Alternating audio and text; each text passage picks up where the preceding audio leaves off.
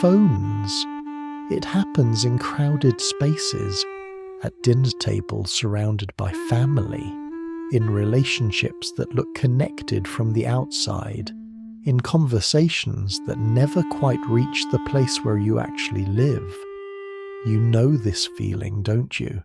That strange, hollow sensation of being physically present but emotionally elsewhere, of smiling and nodding while some essential part of you remains untouched, unwitnessed, fundamentally alone.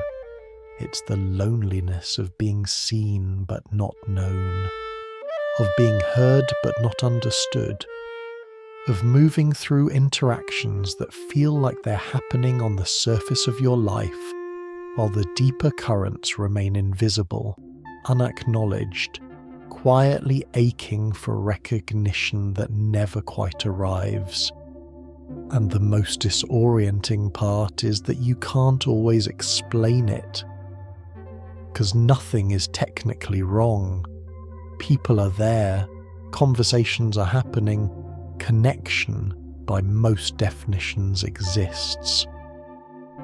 And yet something vital is missing, something that makes you feel like you're living behind glass, close enough to touch, but fundamentally separate.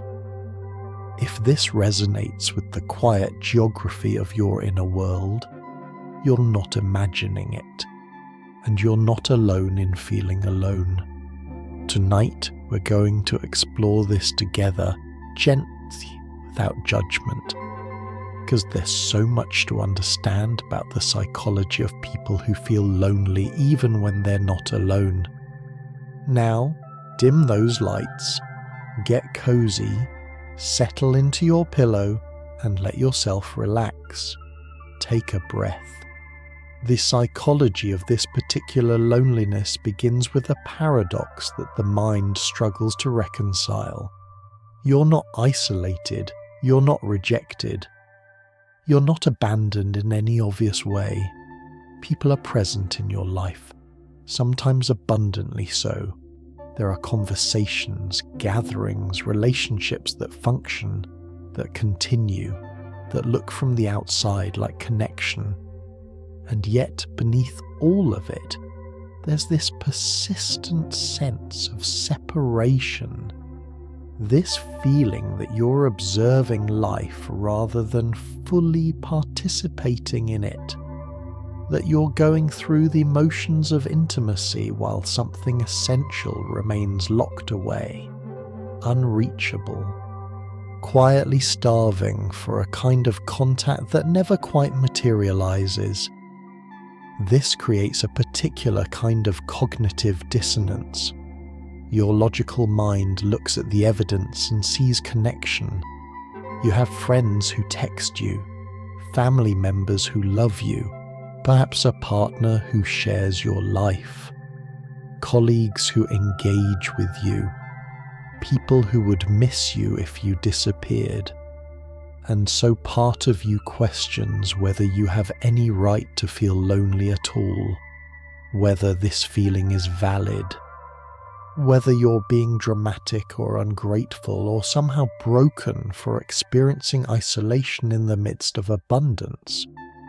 But the feeling persists regardless of the evidence against it.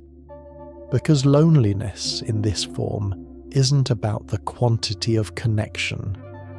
It's about the quality of being met, and you can be surrounded by people who care about you, who enjoy your company, who value your presence, and still feel fundamentally alone if none of them are actually touching the part of you that needs to be seen.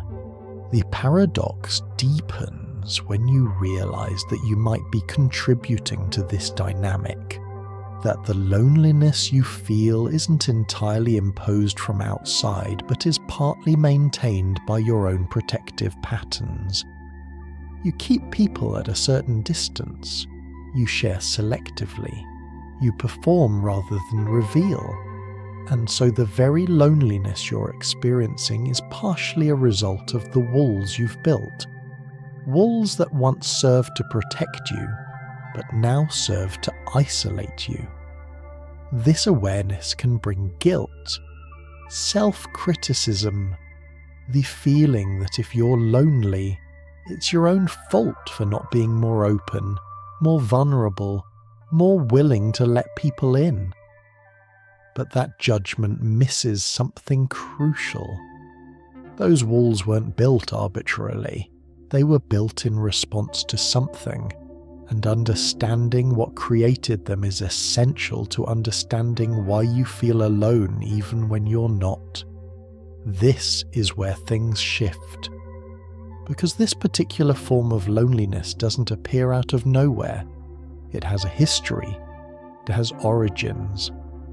And these origins almost always trace back to early experiences of disconnection, to patterns learned so young that they feel like truth rather than adaptation.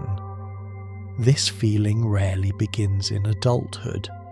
It has roots, quiet ones, that often reach back into childhood, into patterns of relating that taught your nervous system something fundamental about connection and safety. Perhaps you grew up in an environment where emotional expression wasn't welcomed or understood, where feelings were treated as inconvenient or uncomfortable, where you learned early that the parts of you that felt deeply, that needed deeply, that hurt deeply, were too much for the people around you to hold, so you learned to split yourself, to show what was acceptable and hide what wasn't, to perform connection while keeping your actual inner world carefully concealed, protected, separate. This splitting happens gradually, almost imperceptibly. You don't wake up one day and decide to hide your true self. Instead, there are small moments, repeated over time, that teach you what's safe to show and what isn't. Maybe you expressed excitement and were told to calm down. Maybe you showed sadness and were met with discomfort or dismissal. Maybe you reached for comfort and found that reaching made others pull away. These moments individually might seem insignificant, but cumulatively they shape how your nervous system understands connection. They teach you that certain parts of you are welcome and other parts are not, that love and acceptance are conditional, that to maintain relationship you must edit yourself, carefully curating what you offer and hiding what might be too much, too needy, too complicated for others to handle. The developmental psychologist Donald Winnicott wrote about the concept of the true self and the false self. The true self is who you actually are, your authentic emotional reality, your genuine thoughts and feelings and needs. The false self is the adaptive persona you develop to navigate a world that doesn't feel safe enough to hold your true self. When caregivers are attuned and responsive, children can develop with their true self largely intact. But when emotional environments are invalidating or dismissive or simply absent, children learn to hide their true self and present a false self instead, a version of themselves that's easier, more acceptable, less likely to be rejected or abandoned. And this false self becomes the face you show the world, the self that interacts and relates and functions socially, while your true self remains hidden, protected, profoundly alone because it's never actually in contact with others. This creates a fracture in how you experience relationship. On the surface, you're connected, you're interacting, you're maintaining bonds. But underneath, where it matters most, you're separate. And the loneliness that comes from this separation is particularly painful because it's invisible. Others don't see it. They think they know you. They believe they're connected to you. But what they're connected to is the performance, the false self, the carefully constructed version that you've learned to present, while the actual you, the true self with all its complexity and depth and need, remains untouched, unwitnessed, quietly starving for the kind of genuine contact that would require dropping the performance entirely. And so what emerges from this early architecture of disconnection is a pattern that follows you into adulthood, a way of being with others that looks like connection but feels like isolation, a relational style that maintains proximity but prevents genuine intimacy. And this pattern becomes so familiar, so automatic, that you might not even recognize it as a pattern at all. It just feels like who you are, like how relationships work, like the way things have always been. From the outside, you might appear perfectly fine, socially competent, relationally functional. You know how to make conversation. You understand social cues. You can navigate gatherings, maintain friendships, participate in relationships that continue over time. People might describe you as friendly, or pleasant, or easy to be around. But what they don't see is the exhaustion underneath, the constant monitoring, the careful calibration of what to reveal and what to protect. The sense that you're always performing a version of yourself rather than simply being yourself, and that performance, however skillful, leaves you feeling fundamentally unseen, unmet, profoundly alone even in rooms full of people. This performance isn't conscious manipulation. It's not about deceiving others or being fake. It's a survival strategy that your nervous system developed to navigate relationships that didn't feel safe enough for full authenticity. You learned to read rooms, to sense what others need, to adjust yourself accordingly. You became skilled at matching energy, at finding the right tone, at knowing when to speak and when to stay quiet, at presenting the version of yourself that will maintain connection without risking the vulnerability of being fully known. And this skill, this social adaptability, serves you in many ways. It helps you function. It allows you to maintain relationships. It keeps you from being rejected or abandoned in obvious ways. But it's exhausting, because it requires constant attention, constant monitoring. You're always scanning the environment, assessing how you're being received, adjusting your presentation in real time. There's rarely a moment when you can simply relax into being yourself without thinking about how you're coming across. And this vigilance, this perpetual self-monitoring, creates a particular kind of tiredness that has nothing to do with physical energy. It's the weariness of never fully resting in relationship, of never dropping the guard, of always on some level performing rather than simply being. What others experience as ease is actually effort. What looks like natural social grace is often carefully managed presentation. You might be praised for being easygoing, for being low maintenance, for being so understanding and flexible and pleasant to be around. But underneath that ease is tension. The tension of holding back parts of yourself. The tension of maintaining the performance. The tension of knowing that what people appreciate about you is the edited version, the one that doesn't ask for too much or need too much or reveal too much of the complexity and depth and messiness that actually lives inside you. And so, even in moments that look like connection, moments where you're laughing with friends or engaged in conversation or sharing space with people who care about you, there's this persistent sense of being elsewhere, of watching yourself from a slight distance, of participating but not inhabiting, of being present but not actually there. It's like living behind a thin veil that separates you from genuine contact.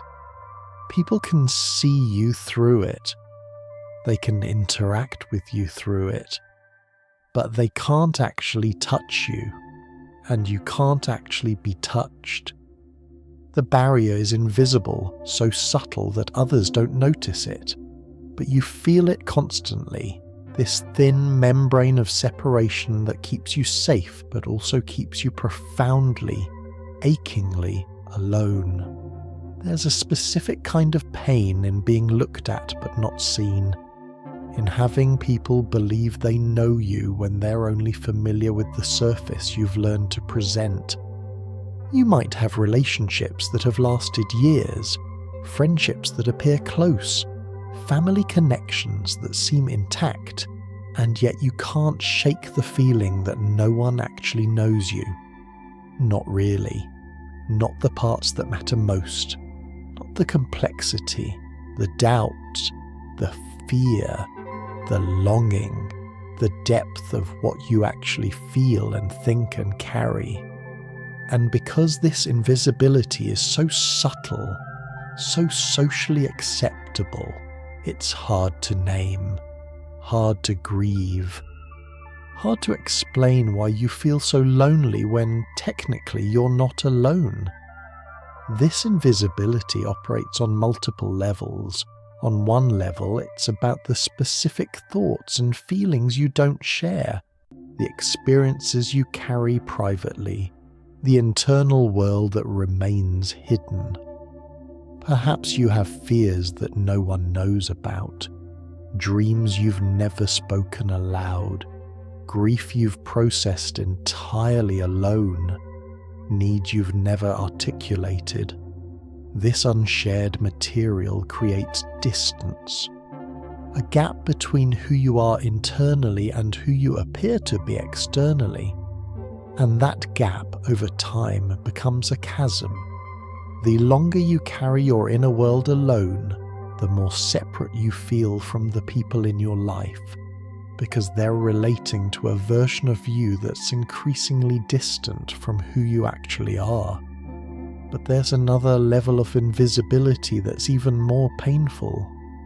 It's not just that specific content remains hidden, it's that your entire way of experiencing the world, your particular lens, your unique sensibility, remains unwitnessed. Perhaps you notice things others don't notice, feel things more intensely than those around you. Think in patterns that don't quite match how others think, and you've learned to keep this private, to not mention the depth of what you're perceiving or feeling because it makes others uncomfortable, to simplify your experience into something more digestible, to translate your actual thoughts into versions that fit better into normal conversation. And so, even when you're sharing, even when you're talking, you're not really being known. You're offering translations of yourself, approximations, edited versions that bear some resemblance to the truth but miss the essence of who you actually are. This creates a particular loneliness that's hard to articulate, because you're not being ignored. People are listening to you, they're responding, they might even think you're close. But the closeness is based on a version of you that isn't complete, and you know this. You feel it. The gap between what you show and what you are, the distance between being looked at and being seen, and this knowing this awareness that you're invisible even in plain sight, that you're misunderstood even by people who believe they understand you, creates a loneliness that persists regardless of how many people are in your life, because none of them are actually in contact with the truth of who you are. And here's where the paradox deepens even further, because part of you wants desperately to be seen, to be known fully, to drop the performance and simply exist as you are. But another part of you is terrified of what might happen if you did, because being truly visible means being vulnerable to judgment, to rejection, to the possibility that if people saw all of you, they might find you lacking. They might be overwhelmed, they might pull away. And so you stay in this painful middle ground, lonely for connection but afraid of the very vulnerability that connection would require. What you're experiencing isn't about being physically alone.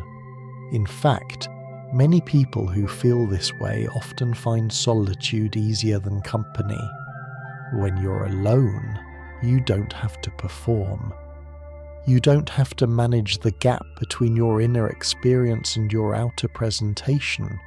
You can simply be without the exhausting work of translation.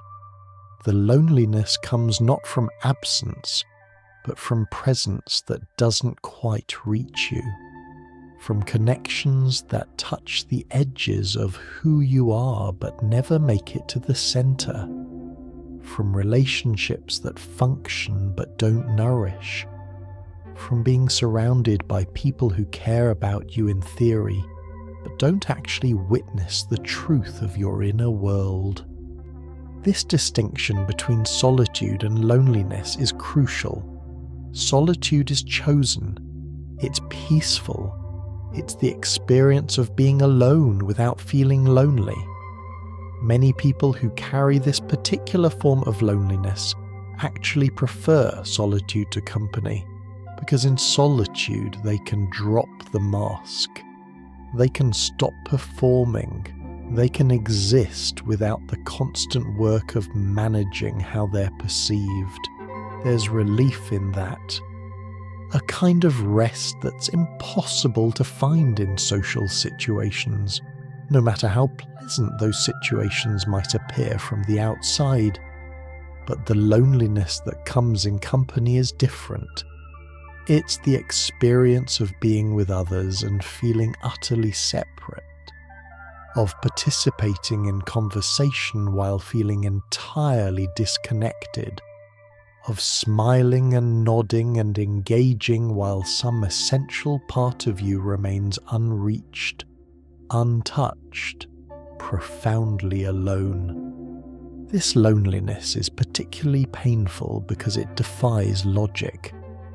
Your mind tells you that you shouldn't feel lonely when you're surrounded by people, that something must be wrong with you for feeling isolated in the midst of connection, and so you might judge yourself for the feeling, question it, try to talk yourself out of it. But the feeling persists because it's not about physical proximity, it's about emotional contact. And you can be physically close to someone, you can be in the same room, in the same conversation, even in the same relationship, and still be emotionally miles apart if the connection isn't reaching the place where you actually live. There's a particular kind of tiredness that comes from living in perpetual translation, from taking your actual thoughts and feelings and processing them through multiple filters before they reach another person. Is this too much? Will this make sense? Will they understand, or will they misinterpret? Will this push them away? You're constantly converting your internal experience into something more palatable, more digestible, more socially acceptable, and by the time it reaches the outside world, it barely resembles what you actually meant. So even when you speak, even when you share, you're still alone with the truth of what you're actually experiencing, because what you've shared is already a translation, already edited, already safe enough not to be real. This translation process happens so quickly, so automatically, that you might not even notice it anymore. It's become second nature. Someone asks how you are, and before you can even register what you're actually feeling, your mouth is already saying fine or good or can't complain.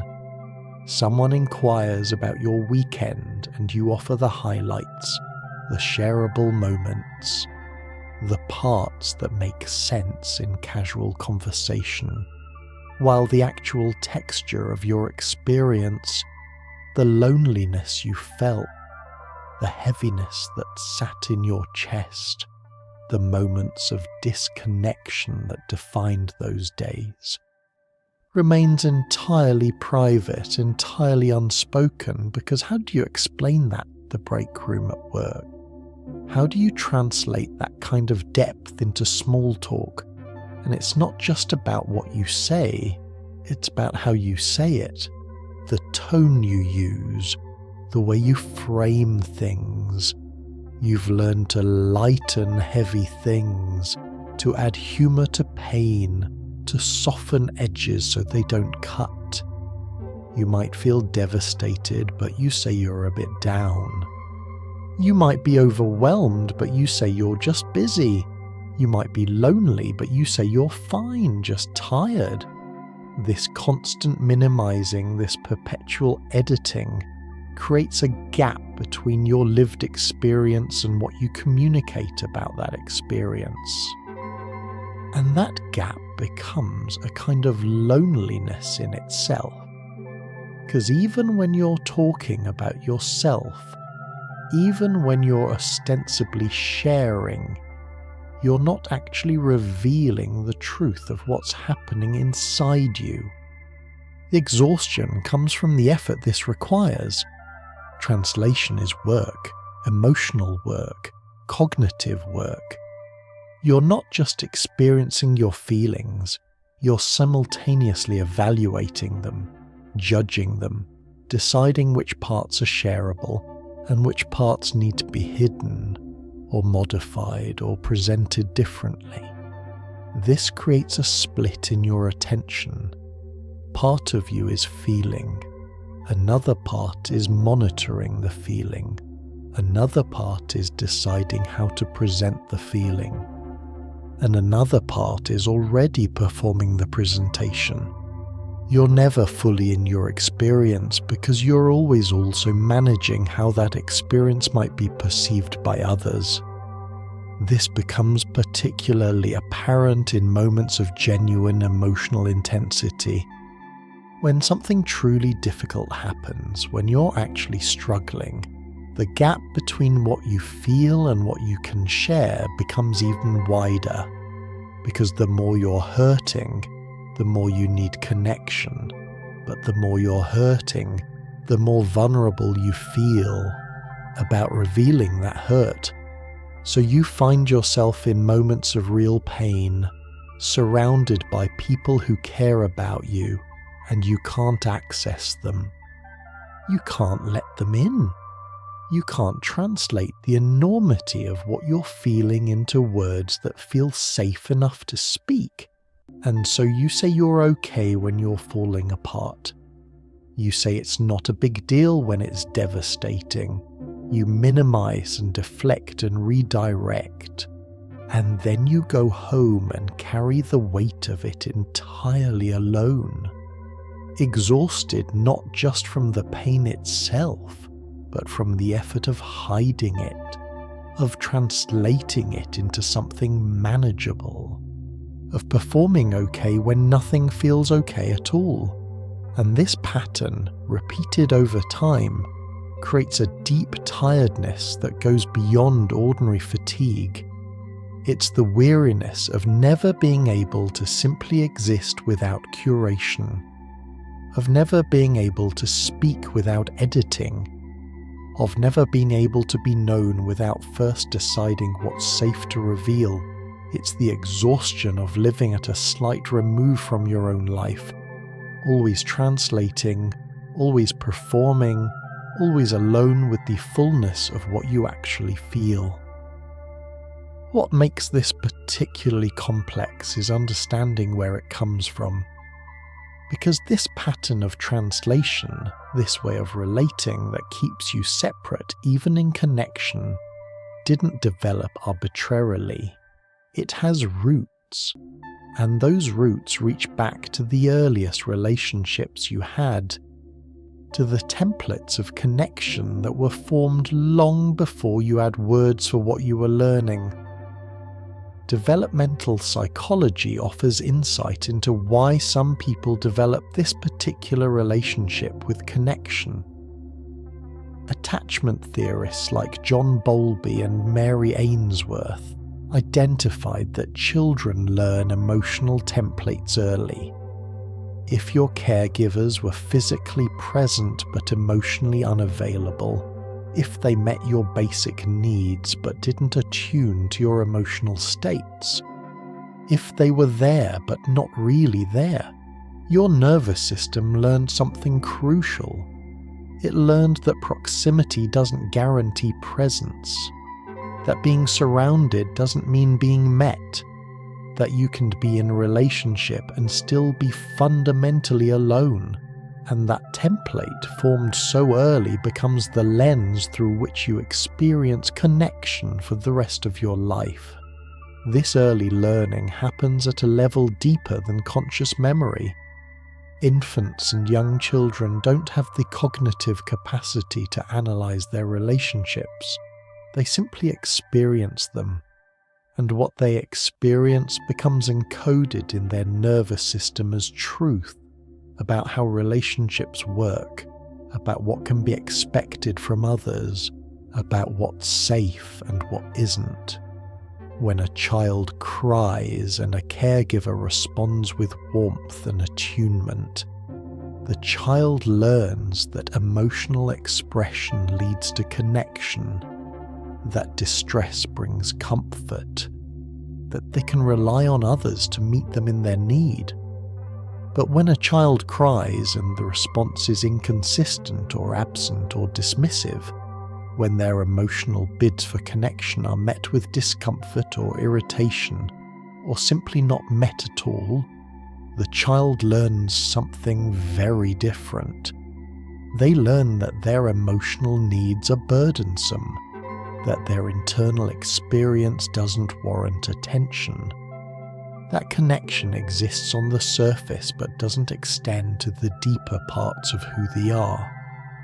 This learning doesn't happen through one dramatic event.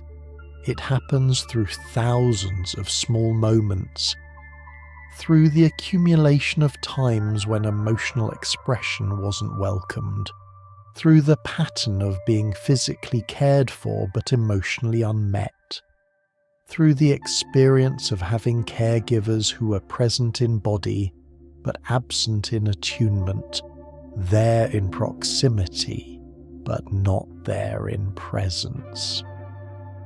Attachment researchers describe this as anxious or avoidant attachment, patterns formed when caregivers are inconsistently responsive or emotionally unavailable. Children with these patterns often grow into adults who struggle with intimacy, not because they don't want connection, but because their earliest template taught them that connection is unreliable, that emotional needs are unwelcome, that true vulnerability leads to abandonment or rejection, or simply being left alone with feelings too big to manage independently. And so they develop strategies to cope with this, strategies that once made sense, that once protected them, but that now create the very loneliness they're trying to avoid. The attachment template becomes a prophecy that fulfills itself, You learned early that emotional openness wasn't safe, so you developed ways to stay protected. And those ways of staying protected, the walls you built, the filters you created, the performance you perfected, now prevent the very connection you're longing for. You're alone not because people wouldn't stay if you let them in, but because you've learned at the deepest level that letting people in isn't safe. And that learning, encoded in your nervous system before you could even speak, continues to shape how you relate decades later. Over time, you likely developed a sophisticated system for managing vulnerability. You learn to share carefully, to reveal selectively, to let people in just far enough to maintain connection, but not so far that you risk full exposure. This isn't manipulation, it's protection. Your system learned that complete openness wasn't safe, that showing all of yourself led to misunderstanding or dismissal, or being too much for others to hold. So you developed layers. You share enough to seem open, to appear connected, to maintain relationships, but the deepest parts of you remain carefully guarded, shown to no one, sometimes not even fully known to yourself, creating a kind of loneliness that persists regardless of how many people are in your life. This selective vulnerability operates on a kind of internal hierarchy. There are things you'll share easily, surface-level information, facts about your day, opinions about neutral topics, stories that don't reveal too much. These create the appearance of openness while actually maintaining safety. Then there are things you'll share only with specific people, only in certain contexts, only when it feels relatively safe. Deeper feelings, more personal experiences, vulnerabilities that matter but aren't too exposing. And then there are things you don't share at all. The deepest fears, the most shameful thoughts, the needs that feel too needy, the parts of yourself that you've learned are too much, too complicated, too likely to push people away. This layering is intelligent. It's adaptive. It allows you to have relationships without risking complete exposure. It lets you maintain connection while protecting the most vulnerable parts of yourself. And in relationships that aren't truly safe, this protection is necessary. The problem is that over time, this system becomes so automatic, so rigid, that you might maintain it even in relationships that could actually handle your depth, even with people who might want to know you more fully. Even in contexts where true vulnerability might actually be met rather than rejected. The protection that once served you now isolates you, because you can't distinguish between relationships that genuinely aren't safe and relationships where you're maintaining walls out of habit rather than necessity. You might notice this in how you respond when people ask deeper questions. When someone says, "Tell me what's really going on," or "How are you really doing?" there's a moment where you feel the pull toward honesty, a moment where you could say what's actually true. But almost immediately the protective system engages, the filters activate, and what comes out is a version of truth that's been carefully edited, softened, made safe enough to share without risking too much exposure. You're not lying. But you're not being fully honest either. You're sharing a truth that's been translated into something manageable, something that won't overwhelm the other person or make you too vulnerable. And that translation, that gap between what you actually feel and what you actually say perpetuates the loneliness. Here's where this psychology becomes particularly complex. Part of you aches to be fully known, to be seen completely, to share your actual inner world without translation or performance. But another part of you is terrified of it, because being truly known means being vulnerable to rejection in a way that surface-level connection never risks. If people only know your performed self and they leave, you can tell yourself they didn't actually know you. But if they know you fully and they still leave, if they see all of you and find it lacking, that rejection touches something deeper. So you stay in this uncomfortable middle ground, lonely for true connection, but afraid of what might happen if you actually allowed it. This creates a particular kind of paralysis. You're caught between two fears.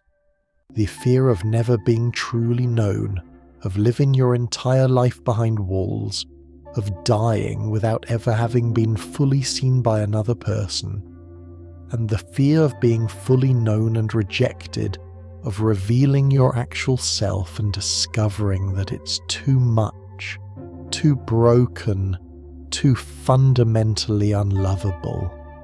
Both fears feel unbearable, and so you hover between them, never quite choosing, never quite risking, maintaining relationships that are real enough to avoid complete isolation, but not real enough to touch the loneliness at your core. This ambivalence shows up in contradictory behaviors. You might find yourself simultaneously wanting deeper connection and sabotaging opportunities for it. You might complain about feeling unknown while actively preventing people from knowing you. You might be attracted to people who feel safe because they won't push for depth, and then resent them for not seeing beneath your surface. You might push people away when they get too close, or withdraw when vulnerability starts to feel too exposing, or create conflict as a way to maintain distance. These aren't conscious choices. They're protective patterns, ways your system has learned to manage the fundamental terror of being fully exposed and potentially rejected. The fear underneath all of this isn't irrational. It's based on real experience. At some point, probably many points, being vulnerable didn't go well. You were dismissed, or misunderstood, or hurt, or left alone with feelings you couldn't manage. Your system learned from that. It adapted. And now it's trying to protect you from ever experiencing that pain again. The problem is that the protection is so thorough, so complete, that it also prevents the connection that could heal the original wound. You're safe from rejection, but you're also isolated from the very intimacy that might teach your system that vulnerability doesn't always lead to pain. There's a heaviness that accumulates when you carry complex inner experiences alone, when you have thoughts you never voice, feelings you never express, needs you never articulate, perceptions you never share. This unspoken material doesn't disappear, it accumulates, it creates pressure, it weighs on you. And the longer you carry it alone, the more isolated you feel, because the distance between your internal reality and what you share with others keeps growing.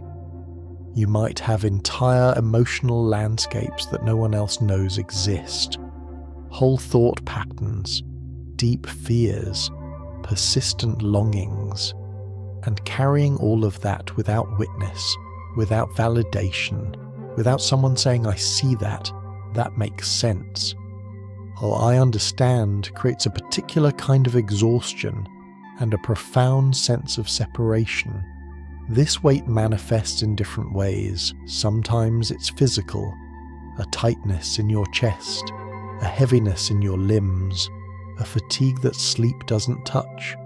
Sometimes it is emotional, a persistent sadness that has no obvious cause, a numbness that makes it hard to feel anything fully, an irritability that comes from the constant effort of containment. Sometimes it's cognitive, a mental fog, difficulty concentrating, the sense that you're carrying so much unprocessed material that there's no space left for anything new. The unspoken material creates a kind of internal crowding. Your mind becomes filled with things you've never said, conversations you've rehearsed but never had, feelings you've analysed but never expressed, needs you've identified but never voiced. And all of this takes up space, energy, attention. You're constantly managing it, organising it, deciding what to do with it, where to put it, how to keep it from spilling out at inappropriate moments. This internal management is exhausting in a way that's hard to explain to others, because from the outside you look fine, you're functioning. You're getting through your days, but inside you're carrying a weight that no one else can see, a burden that grows heavier the longer you carry it alone. And the isolation intensifies because the gap between your inner world and what you share keeps widening. Every unexpressed feeling adds to the distance. Every unspoken thought deepens the separation. Every need you don't articulate increases the loneliness, because you're living in a rich, complex emotional reality that no one else has access to. You're having experiences, forming thoughts, feeling feelings that remain entirely private, and over time, this privacy becomes a prison. You're alone not just in your experiences, but with your experiences. And that aloneness, that carrying of your entire inner world without witness or validation or shared understanding, creates a loneliness so profound that it persists even when you're surrounded by people who love you, because none of them know what you're actually carrying. None of them see the weight you're holding. None of them understand the depth of what remains forever unspoken. Psychologist Janice Webb describes childhood emotional neglect as the absence of response to a child's emotional needs.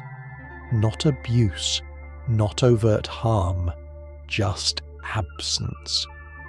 When a child's feelings are consistently unacknowledged, when emotional expression is met with blank faces or dismissal or discomfort, that child learns something devastating.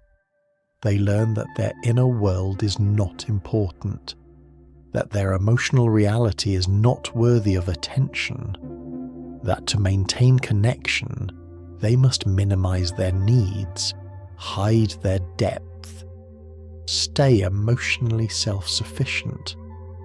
And that child grows into an adult who feels lonely even in relationships, because they learned early that their actual emotional experience is something to be managed privately, never shared, never witnessed, never met.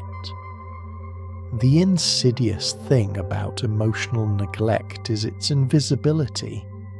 There's no obvious wound to point to, no clear moment of harm, nothing you can name or describe or hold up as evidence that something went wrong.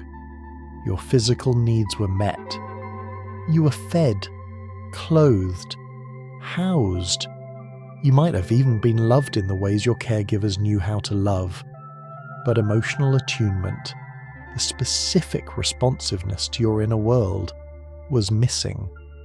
And that absence, that lack of emotional presence, leaves a mark that's harder to see but no less real than more obvious forms of harm. Children who experience this often grow up questioning their own perceptions. Because nothing bad enough happened, there's no dramatic story, no clear villain. Just a persistent sense that something was missing, that you were alone in ways that other children weren't, that your emotional experience didn't quite matter in the way it seemed to matter for others. And because this is so hard to articulate, so difficult to validate, many people who experience childhood emotional neglect spend years dismissing their own experience, telling themselves they had it fine, that others had it worse, that they have no right to feel the lingering effects of something so subtle, so unmarked by obvious trauma. But the effects are real. Research shows that emotional neglect can be as damaging as more overt forms of maltreatment, precisely because it's so difficult to name and therefore so difficult to heal. When a child's emotions are consistently unresponded to, when they express feelings and receive nothing back, when their inner world is treated as invisible or inconvenient or simply not worthy of attention, that child develops a fundamental belief about themselves and their place in relationships. They learn that their emotional needs are burdensome, that their feelings don't warrant a response, that to be loved, they must be emotionally self-sufficient. This learning becomes a template, and that template follows you into every relationship you have. You learn to minimize your needs before anyone else can minimize them. You learn to dismiss your feelings before anyone else can dismiss them. You learn to manage your emotional world independently because the earliest relationships taught you that emotional dependence, emotional need, emotional expression itself is not something that will be met with care and attention, and so you become very, very good at being okay on your own, at not needing too much, at staying contained. But that containment, that emotional self-sufficiency that looks like strength, is actually a scar. A protective adaptation formed in response to absence, and it creates a loneliness that persists even in the midst of relationship. Because you learned early that your actual emotional experience is something to keep private, something to manage alone, something that others cannot or will not hold. The particular pain of this is that you often can't explain it. People look at your childhood and see nothing wrong. Your parents might have been good people, well-intentioned. They might have loved you. But love without attunement leaves a child emotionally hungry in ways that persist long after childhood ends. And that hunger, that longing for emotional presence, for someone to truly see and respond to your inner world, becomes the undercurrent of your adult relationships. You're searching for something you can't quite name, for a quality of presence that you've rarely experienced, for someone who doesn't just love you, but actually sees you, meets you, responds to the emotional reality you carry. And so what emerges from this legacy is a deep uncertainty about whether your inner world matters at all, whether your feelings are valid, whether your needs are reasonable, whether you have any right to ask for the kind of emotional presence you're hungry for. Because the earliest relationships, the foundational ones, taught you that your emotional reality was optional, secondary, not quite important enough to warrant consistent attention. And that teaching, absorbed so young, becomes a core belief that's very difficult to unlearn. Developmental psychology tells us that humans need mirroring. We need to see ourselves reflected in another person's eyes. We need our experiences validated, our feelings confirmed, our perceptions acknowledged.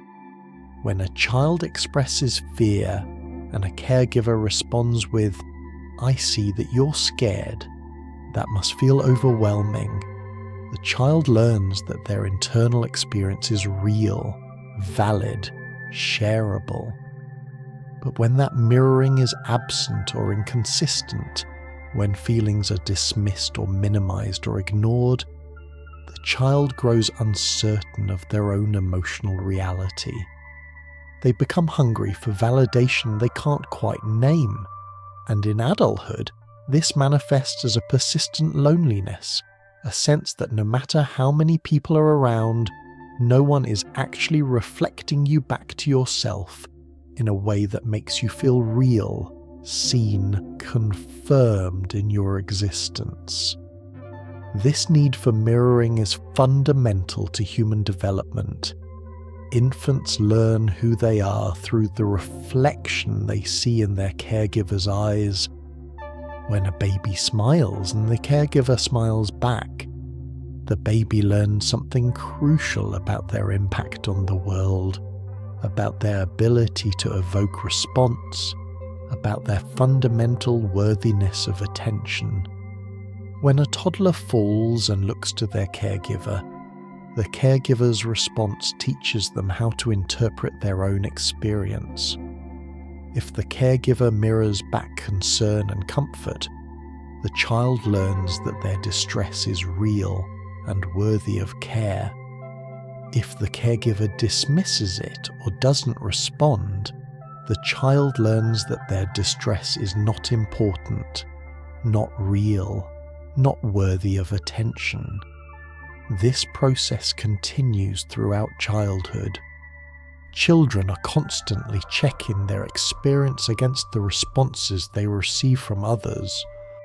They're learning what's acceptable to feel, what's safe to express, what will be met and what will be ignored or rejected. And when mirroring is consistent and attuned, children develop a stable sense of their own emotional reality. They learn to trust their feelings. They learn that their inner experience is valid. They learn that they can share what they feel and be met with understanding. But when mirroring is absent or inconsistent, when children's emotional expressions are met with blank faces or dismissal or responses that don't match what they're actually feeling, something fundamental doesn't develop properly. The child becomes uncertain of their own emotional reality.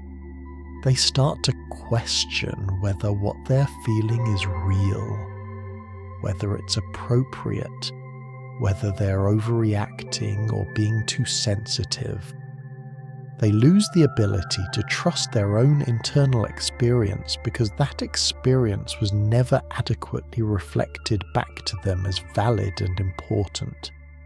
In adulthood, this manifests as a constant need for external validation, not the healthy desire for connection and affirmation that all humans have, but a desperate, hungry need to have your experience confirmed by others because you never learned to confirm it for yourself.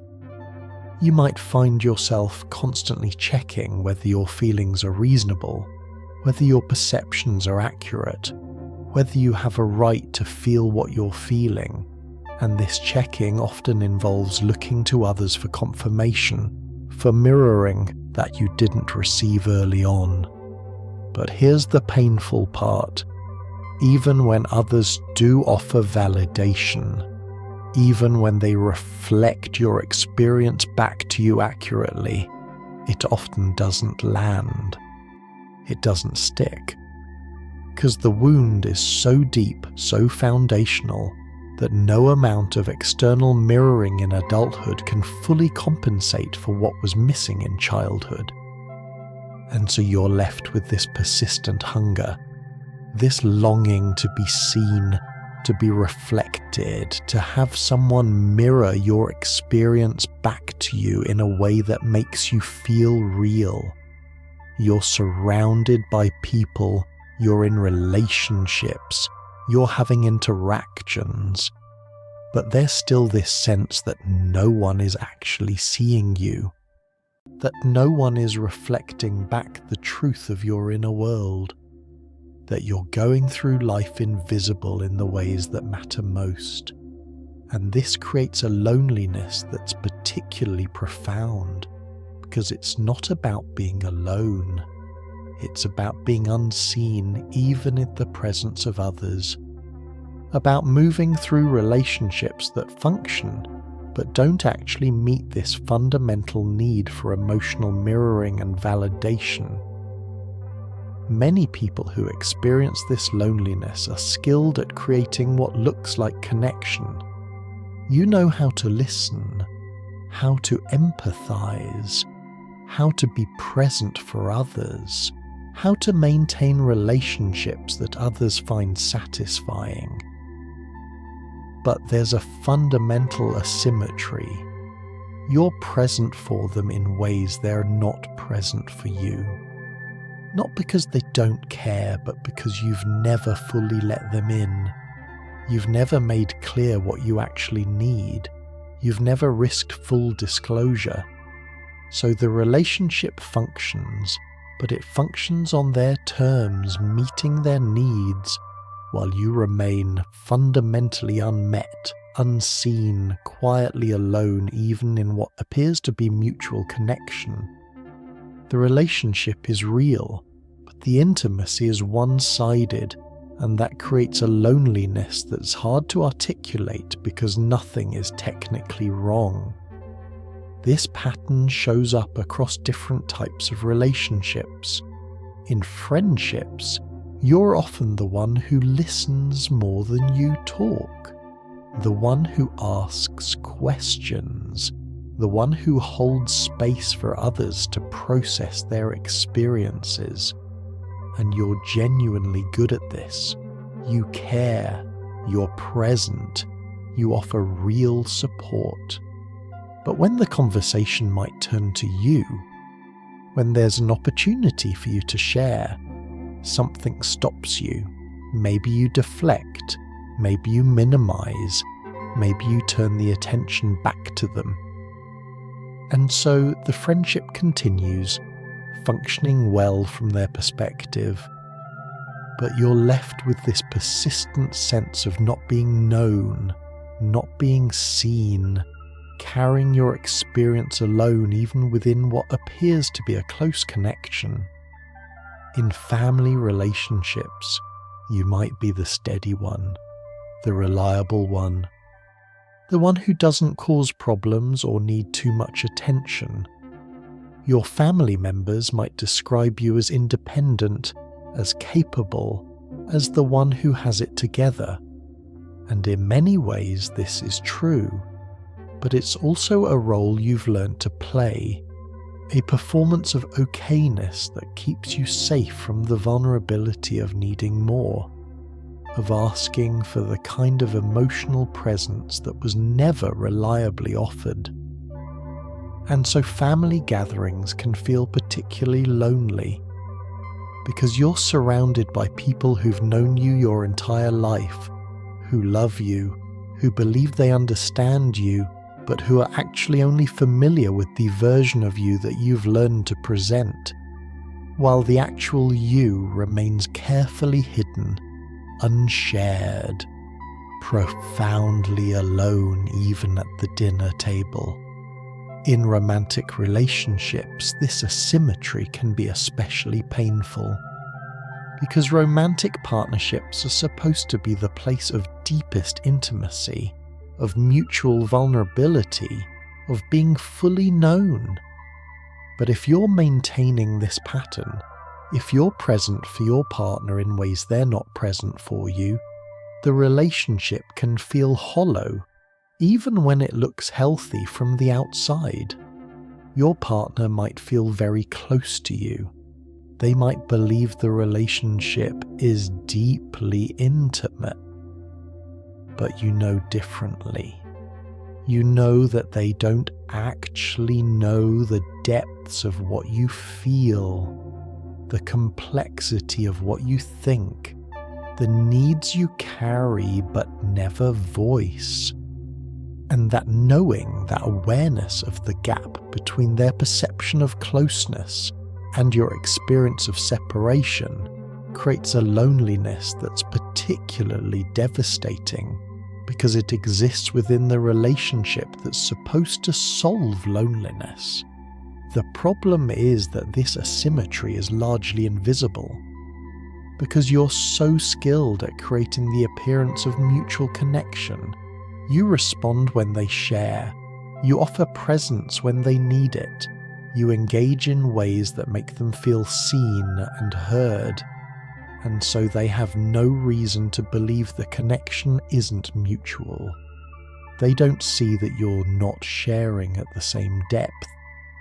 They don't notice that the intimacy only flows one direction.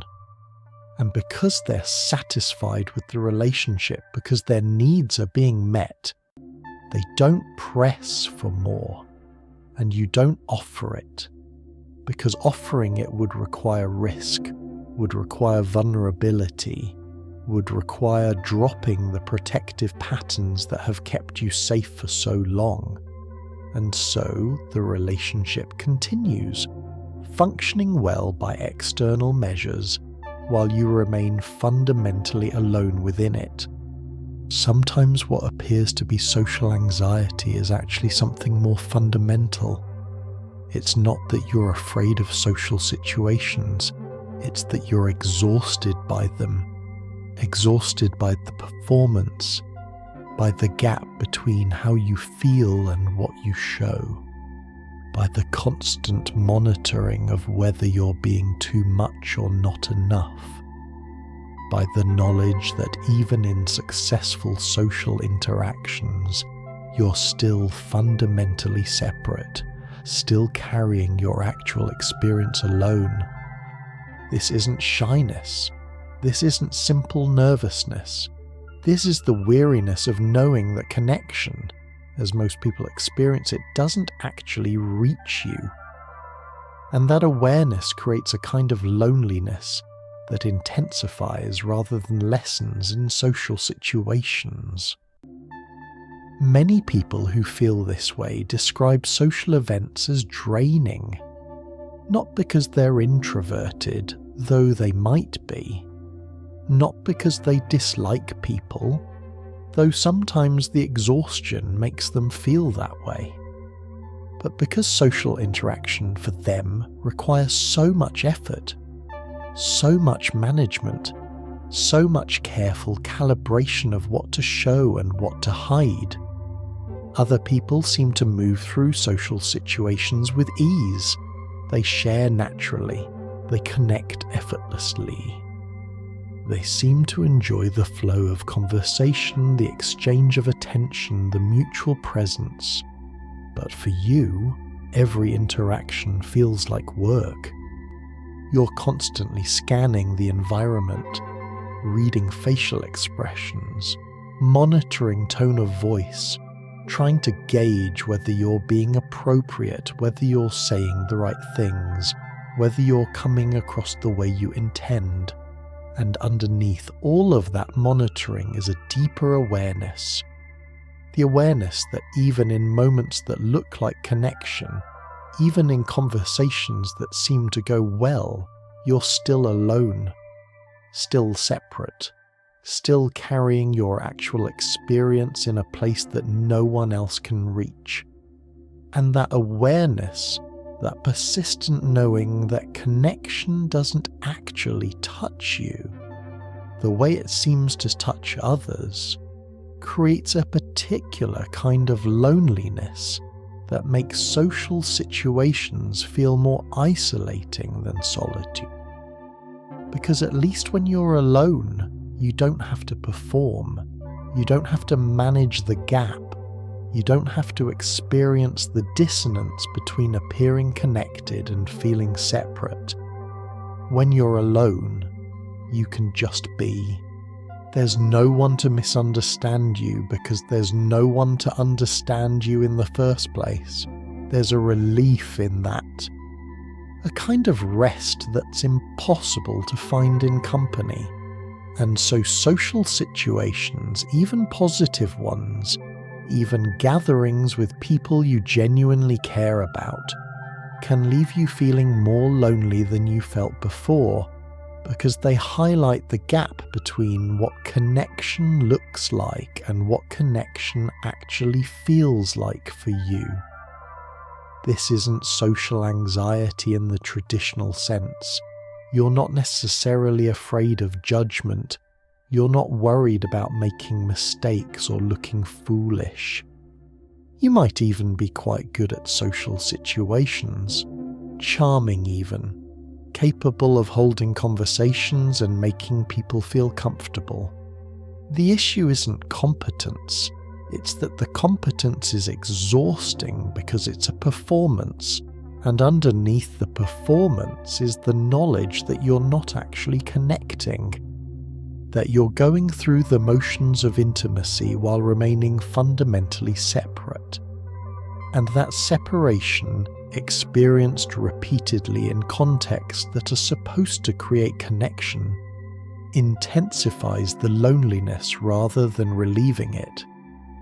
Researcher Brené Brown talks about authenticity as the daily practice of letting go of who we think we're supposed to be and embracing who we are. But for people who feel lonely even when surrounded, authenticity feels impossibly risky. Because you've learned, usually early and through repeated experience, that your authentic self wasn't welcome, that it was too much, too intense, too complicated, too needy. So you developed a more acceptable version, and now you're trapped. The acceptable version gets you connection, but it's connection to a performance, not to you. And the real you remains hidden, protected, profoundly lonely.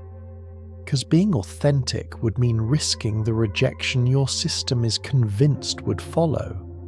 This trap is particularly cruel, because the solution to loneliness would seem to be authenticity, to be dropping the performance and showing your actual self.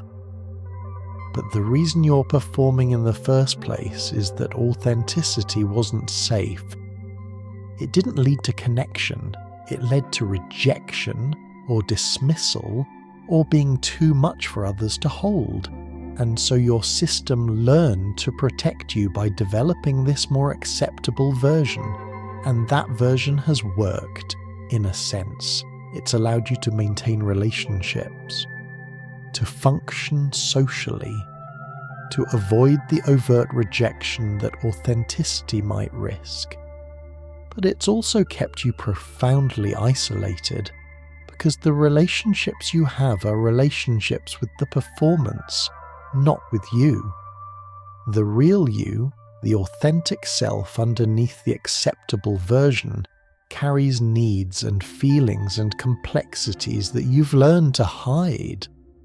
Maybe you need more reassurance than you allow yourself to ask for. Maybe you feel things more intensely than you let on. Maybe you have doubts and fears and vulnerabilities that don't fit the competent together image you project.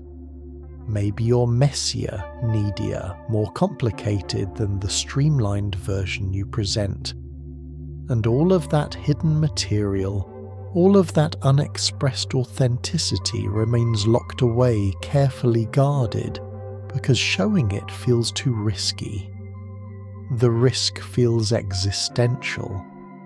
Because if you show your authentic self and it's rejected, that rejection touches something core. It's not just the performance being rejected, it's you, the actual you, and that possibility feels unbearable, so you stay safe. You maintain the acceptable version. You keep relationships at the level where they function without requiring full authenticity. And the cost is that you're never fully known, never fully seen, never fully connected to. You're always, on some level, alone. Because the version of you that people know and love isn't actually you. It's a carefully constructed presentation designed to be lovable, to be acceptable, to avoid the very rejection that showing your authentic self might invite. And so you're caught, lonely for authentic connection, but terrified of the vulnerability that authentic connection would require, wanting desperately to be known, but convinced that being known would lead to rejection, maintaining relationships that function but don't nourish, living behind a performance that keeps you safe but also keeps you fundamentally, achingly, profoundly alone. What looks like loneliness is often protection. Your nervous system learned that emotional exposure led to pain, to dismissal, to being misunderstood or overwhelming others. So it developed a strategy: stay slightly disconnected, keep people at a safe distance, share enough to maintain relationships but not enough to risk real hurt. This isn't a conscious choice, it's an adaptation, a way of moving through the world that once made sense, that once protected you from repeated experiences of being too much or not enough. But adaptation designed for survival doesn't always serve thriving.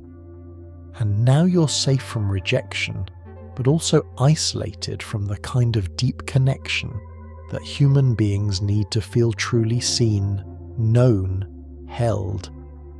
Understanding this as protection rather than deficiency is crucial, because when you look at your loneliness, when you notice how separate you feel, even in relationship, it's easy to judge yourself, to see it as a failure, to think there's something wrong with you for not being able to connect the way others seem to.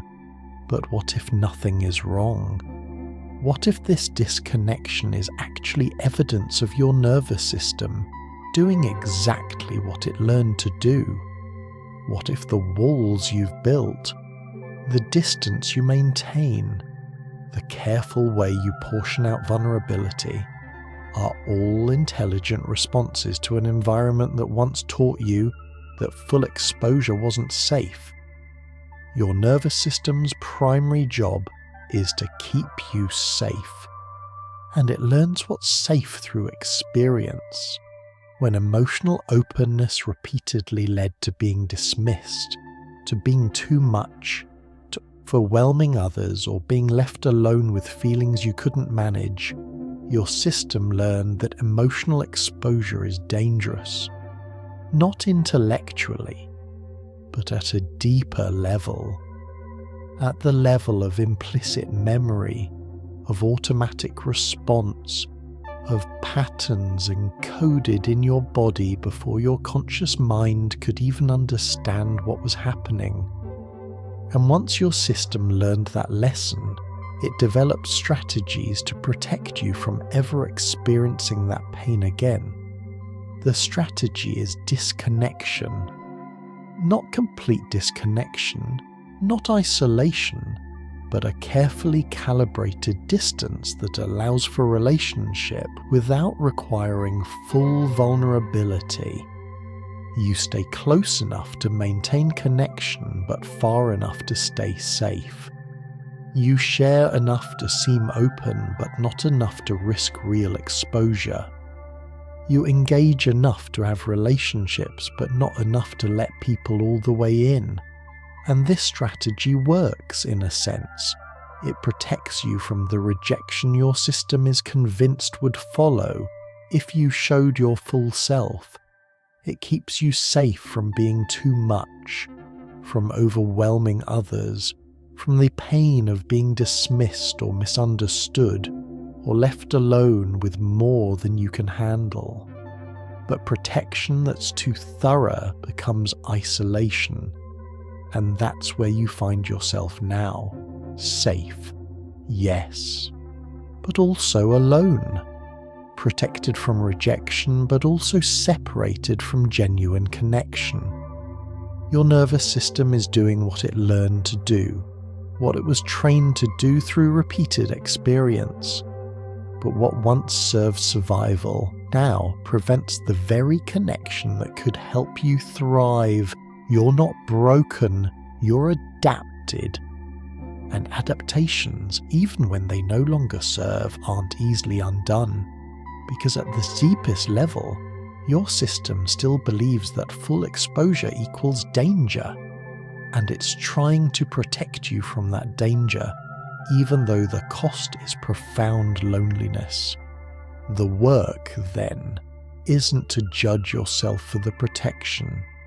It's to understand it, to recognize it as intelligent rather than deficient, to see that the distance you maintain, the walls you've built, the careful way you manage vulnerability, all made sense given what you learned, and to slowly, carefully begin to question whether that learning still applies, whether the relationships you're in now are actually the relationships you learned from, whether the people in your life now would actually reject you the way your system is convinced they would, whether it's possible, slowly and with great care, to risk slightly more exposure and discover that maybe, just maybe, the danger isn't as great as your nervous system believes it to be.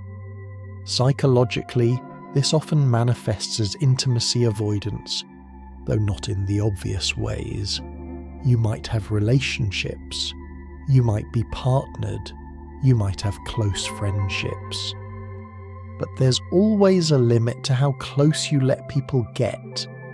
Always a point where you pull back, change the subject, deflect, turn attention outward.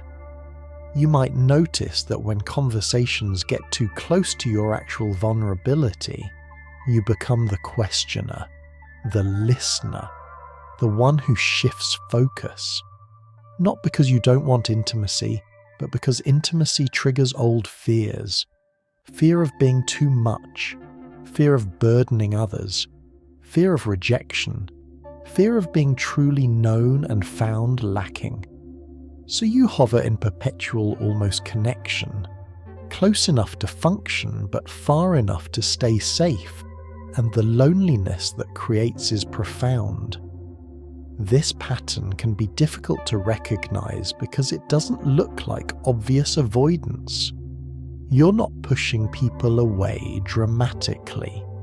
You're not ending relationships or creating obvious distance. In fact, you might be quite invested in your relationships. You care about the people in your life. You show up. You're present. You contribute. From the outside, your relationships might look close, even intimate. But you know differently. You know there's always a line you don't cross. Always a level of depth you don't reach. Always a point where you redirect, deflect, shift the focus away from your own vulnerability. This shows up in subtle ways. Someone asks how you're really doing, and you give them something real but not too real. Something vulnerable but not too vulnerable. Enough to satisfy the question without actually opening yourself fully. A conversation starts to go deep, starts to approach the places where you actually hurt or fear or need, and you find yourself making a joke, or changing the subject, or turning the attention back to them. You might not even notice yourself doing it. It's so automatic, so practiced, that it happens before you're conscious of the choice. But the effect is the same. you stay just shy of true intimacy, just outside the range where you'd be fully exposed. In romantic relationships, this can be particularly complex, because romantic partnerships are supposed to be intimate. They're supposed to involve deep vulnerability and mutual exposure. And on many levels, they might. You might share your life with someone, share your space, your time, your daily experiences. You might even share feelings, histories, fears. But there's always something held back. Always a final layer that remains protected. Your partner might feel close to you. They might believe they know you deeply. But you know there are parts of yourself they've never seen, needs you've never voiced, depths you've never revealed. And that knowing, that awareness of what remains hidden even in your closest relationship, creates a particular loneliness that's hard to explain to someone who doesn't experience it. The pullback often happens right at the edge of real intimacy, when a conversation or a moment threatens to take you into territory that feels too exposing. Something in you activates. Not a conscious thought, but a feeling, a slight anxiety, a sense of danger. And before you even realize what's happening, you're redirecting. You're making the moment lighter. You're shifting into caretaker mode or problem solver mode or some other role that moves you away from the vulnerability. And your partner or friend might not even notice. The conversation continues, the moment passes, the relationship goes on. But you've just reinforced the pattern. You've just maintained the distance that keeps you safe, but also keeps you alone. The fear underneath this pattern is layered. Part of it is fear of rejection. The belief that if you showed all of yourself, if you expressed the full depth of your needs and feelings and vulnerabilities, the other person would be overwhelmed or turned off or would leave. But there's often another fear underneath that one. The fear that if you let yourself need, if you let yourself depend, if you let yourself be fully vulnerable and fully held, you might discover how much you've been missing, how hungry you actually are, how deep the longing goes. And that discovery might be more painful than the protection. Because once you feel it, once you touch that depth of need, you can't unfeel it. You can't go back to being self-sufficient. And that loss of control, that opening to need, feels terrifying in a way that staying protected never does. And so you hover in perpetual, almost connection, close enough to have relationships that function, far enough to never be fully exposed. The loneliness this creates is profound because it's not the loneliness of being alone.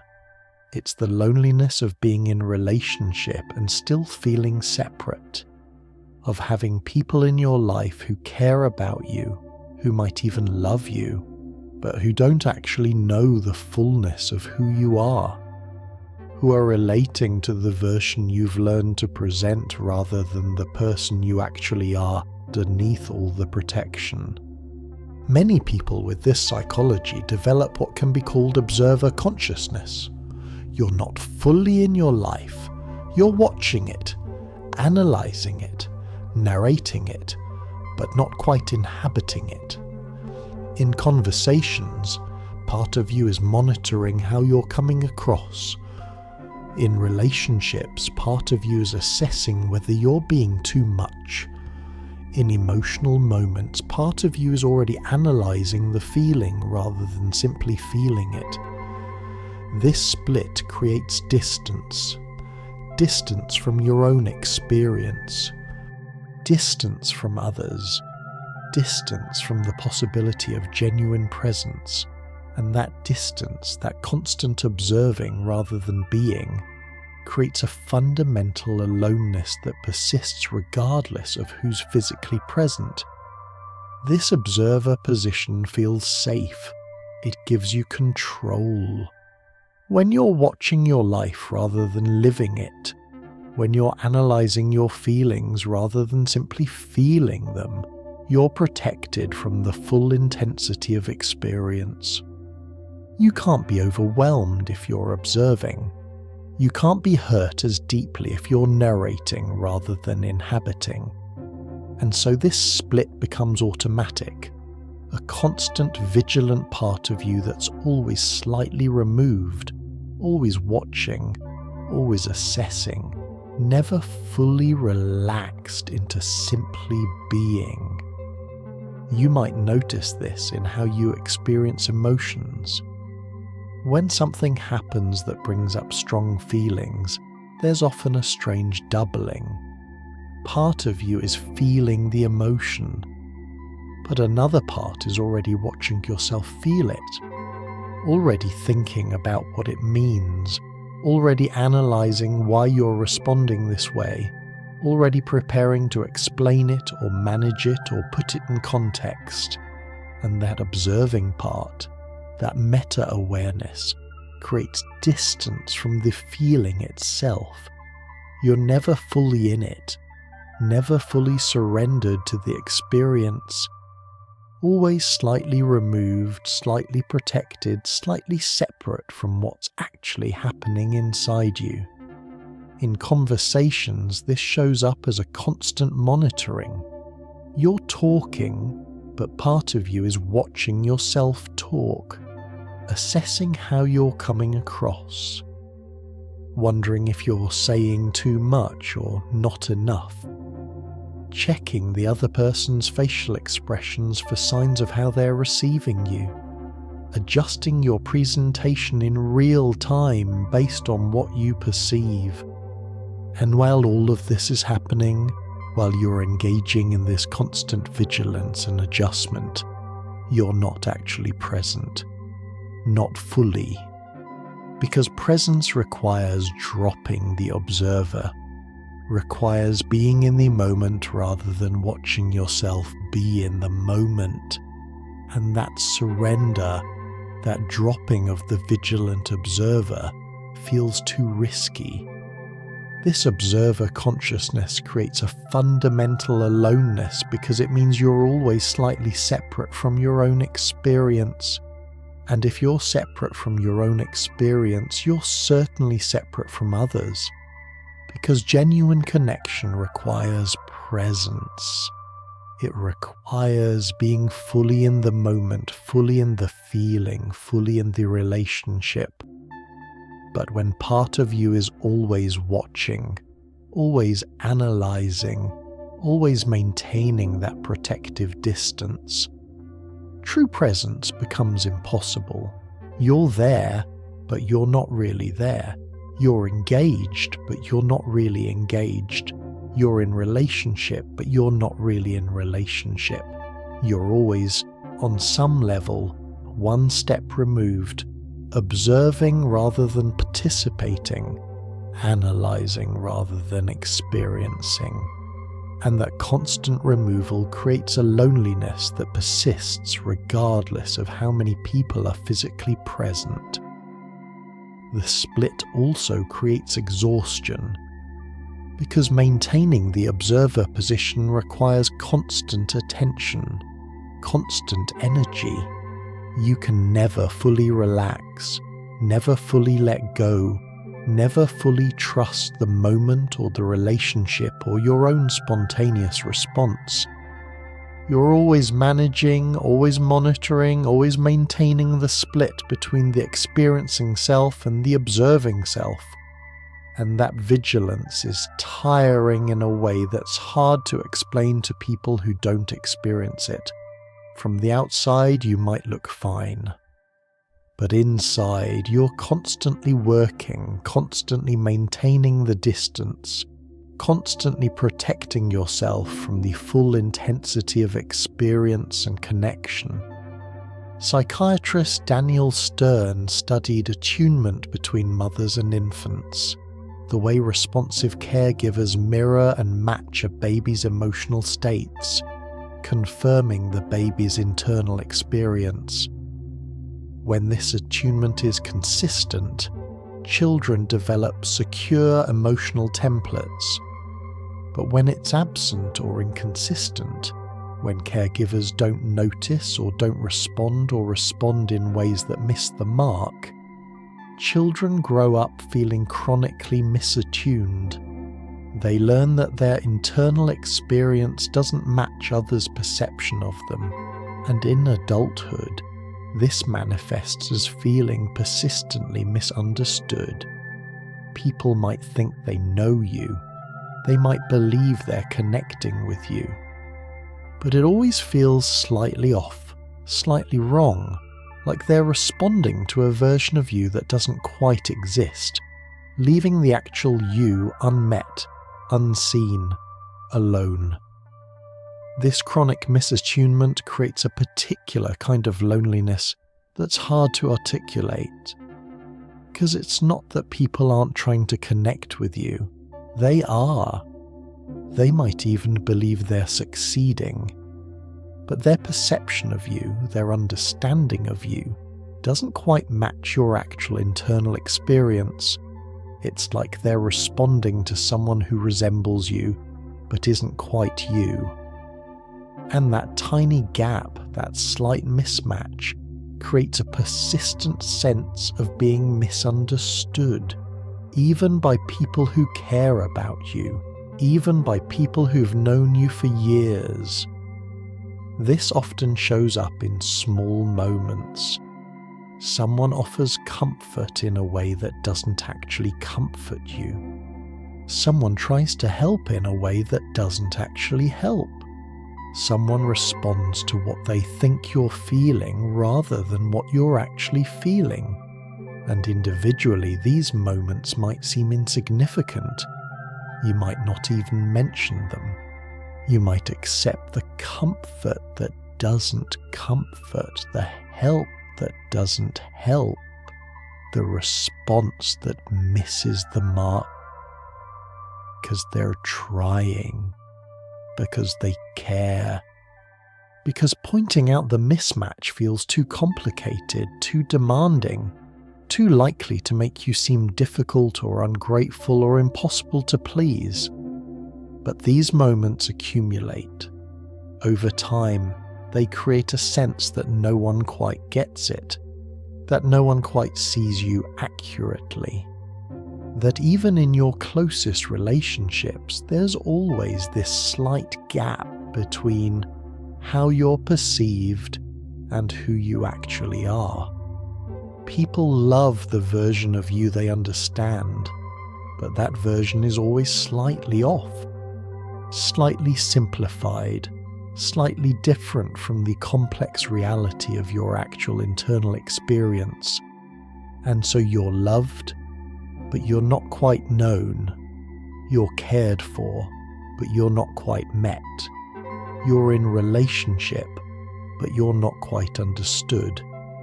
And that creates a loneliness that's particularly painful, because it exists even in contexts that are supposed to solve loneliness. The chronic nature of this misattunement creates a kind of resignation. You stop expecting to be fully understood. You stop hoping that someone will see you accurately. You adjust your expectations downward, telling yourself that this is just how relationships are, that perfect understanding is impossible, that you're asking for too much if you want to be seen accurately, and this resignation protects you from constant disappointment. But it also deepens the loneliness, because you've given up on the possibility that someone might actually attune to you accurately, that someone might see past the version you present to the person you actually are underneath, that someone might respond to your actual internal experience rather than their perception of it. And here's the complicated part. Often, this misattunement is perpetuated by your own protective patterns.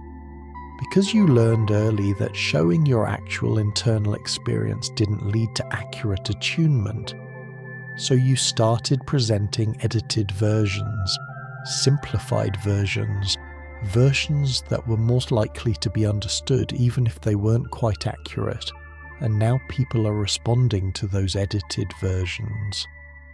They're attuning to what you're showing them rather than what you're actually experiencing, and then you feel misunderstood.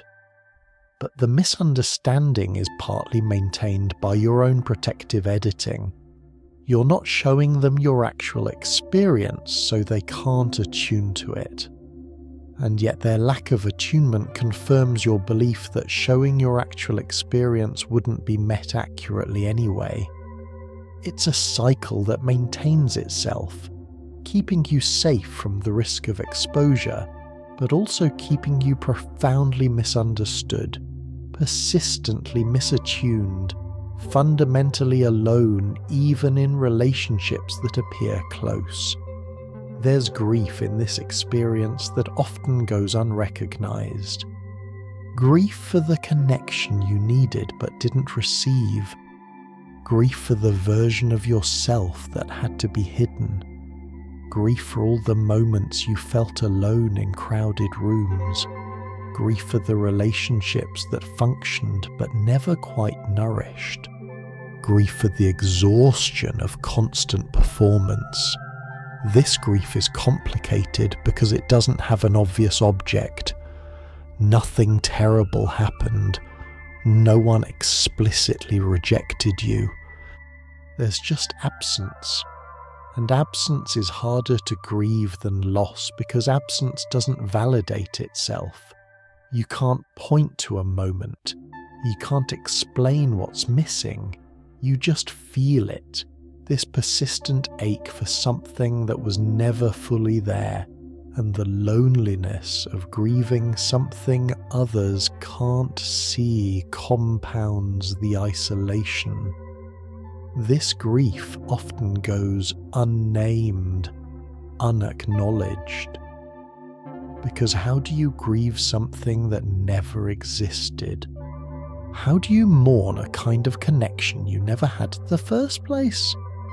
There's no clear loss to point to, no relationship that ended, no person who left, just an absence, a lack, a sense that something fundamental was missing, but nothing concrete enough to name or claim or hold up as evidence of legitimate grief. And so the grief becomes complicated, ambiguous, disenfranchised. These are terms psychologists use to describe grief that isn't socially recognized or validated. When someone dies, your grief is acknowledged. People understand. They offer condolences. They recognize your pain as legitimate. But when you're grieving something that never fully existed, when you're mourning a kind of attunement or presence or connection that was absent rather than lost, there's no social framework for that grief.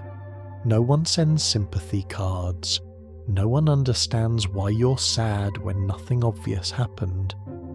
And so you grieve alone, often without even recognizing it as grief, just carrying this persistent heaviness, this ache for something you can't quite name. The grief includes multiple layers. There's grief for the child you were, who needed emotional presence and didn't receive it consistently. Grief for all the moments you felt alone when you needed connection. Grief for the times you expressed yourself and were met with blank faces or dismissal or misunderstanding. Grief for having to develop protective patterns so young, for having to learn to be emotionally self-sufficient before you were developmentally ready. Grief for the version of yourself that had to be hidden, the authentic, vulnerable, needy parts that weren't safe to show.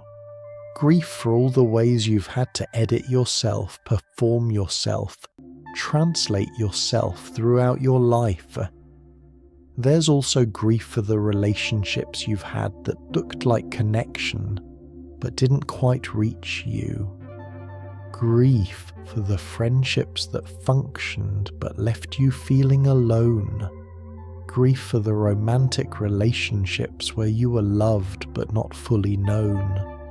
Grief for all the conversations that touched the surface but never reached the depths. Grief for the exhaustion of maintaining the performance year after year. Grief for how tired you are of being slightly separate, slightly removed, slightly alone even when surrounded by people who care about you. And there's grief for what could have been, for the version of yourself that might have emerged if you'd been met differently early on, for the relationships you might have had if you'd learned that vulnerability was safe, for the connection you might have experienced if your authentic self had been welcomed rather than too much. This grief is particularly painful because it's about possibility, about paths not taken, about versions of yourself and your relationships that were foreclosed by early patterns you didn't choose and couldn't control. The loneliness of this grief is compounded by its invisibility, because no one else sees what you're grieving. They look at your life and see relationships, connections, functioning.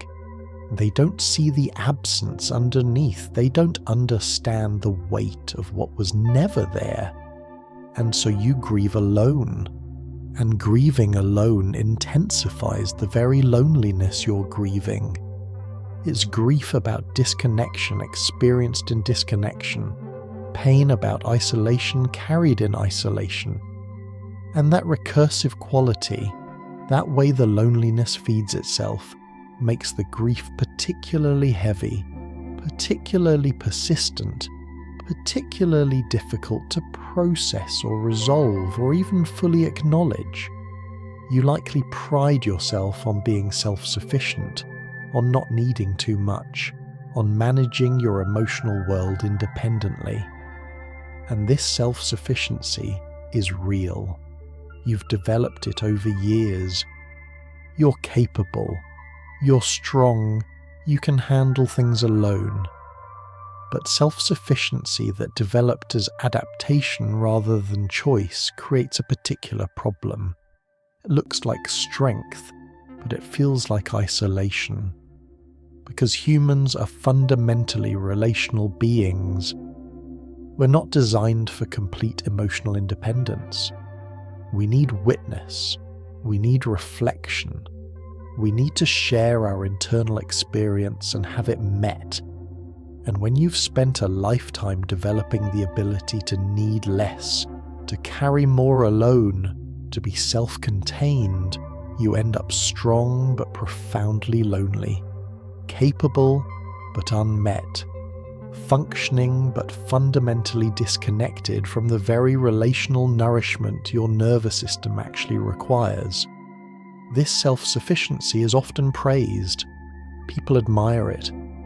They comment on how together you are, how you never seem to need help, how capable and independent you are, and part of you takes pride in this. Because you've worked hard to develop this capacity. You've learned to soothe yourself when you're upset, to solve your own problems, to manage your emotions without burdening others, to be okay on your own. And these are real skills, real capacities. There's nothing wrong with being capable of self-regulation, of emotional management, of independence. But when you look closely at how this self-sufficiency developed, it's often less about choice and more about necessity. You learned to be self-sufficient because depending on others wasn't reliable, because emotional needs weren't consistently met, because reaching for support led to disappointment more often than connection, and so your nervous system adapted. It learned to meet your own needs, to be your own emotional container, to stop reaching outward and start managing everything internally. This was intelligent. This was adaptive. This allowed you to function in an environment that wasn't providing the emotional support you needed. But here's the complication.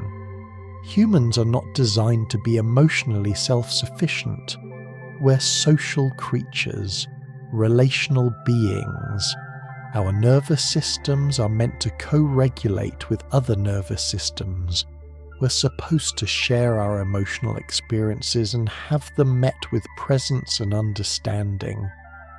We're supposed to lean on others sometimes, to need, to depend, to be held. This isn't weakness, it's part of being human. But when the early environment doesn't support healthy dependence, when reaching for others doesn't lead to reliable connection, the system learns to function independently. And that independence, while functional, is also isolating. You might notice this in how you respond to difficult moments.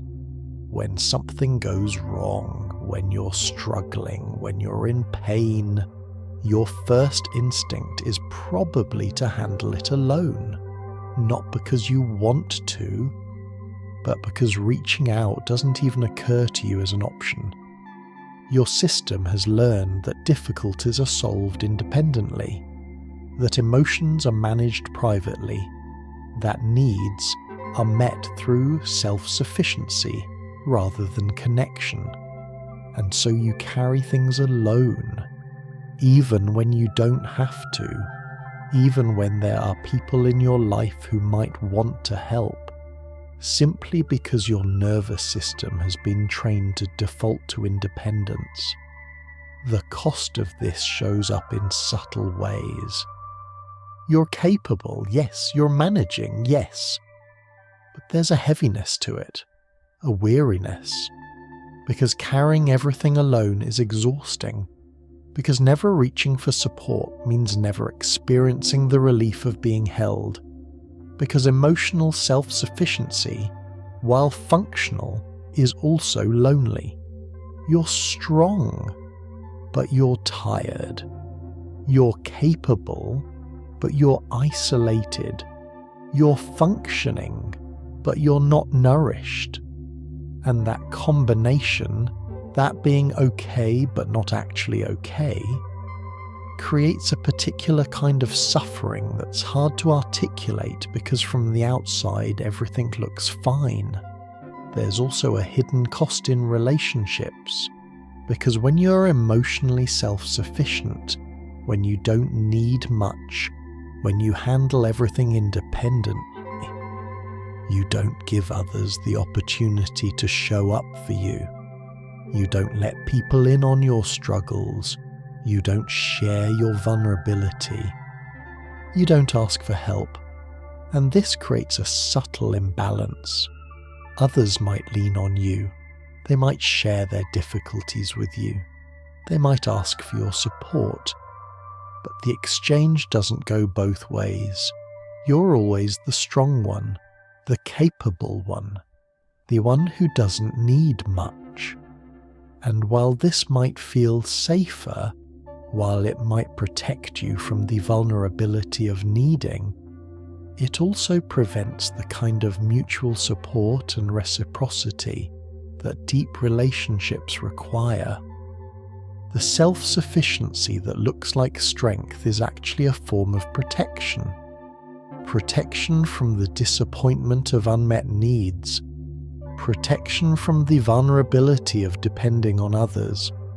Protection from the risk of reaching out and finding no one there.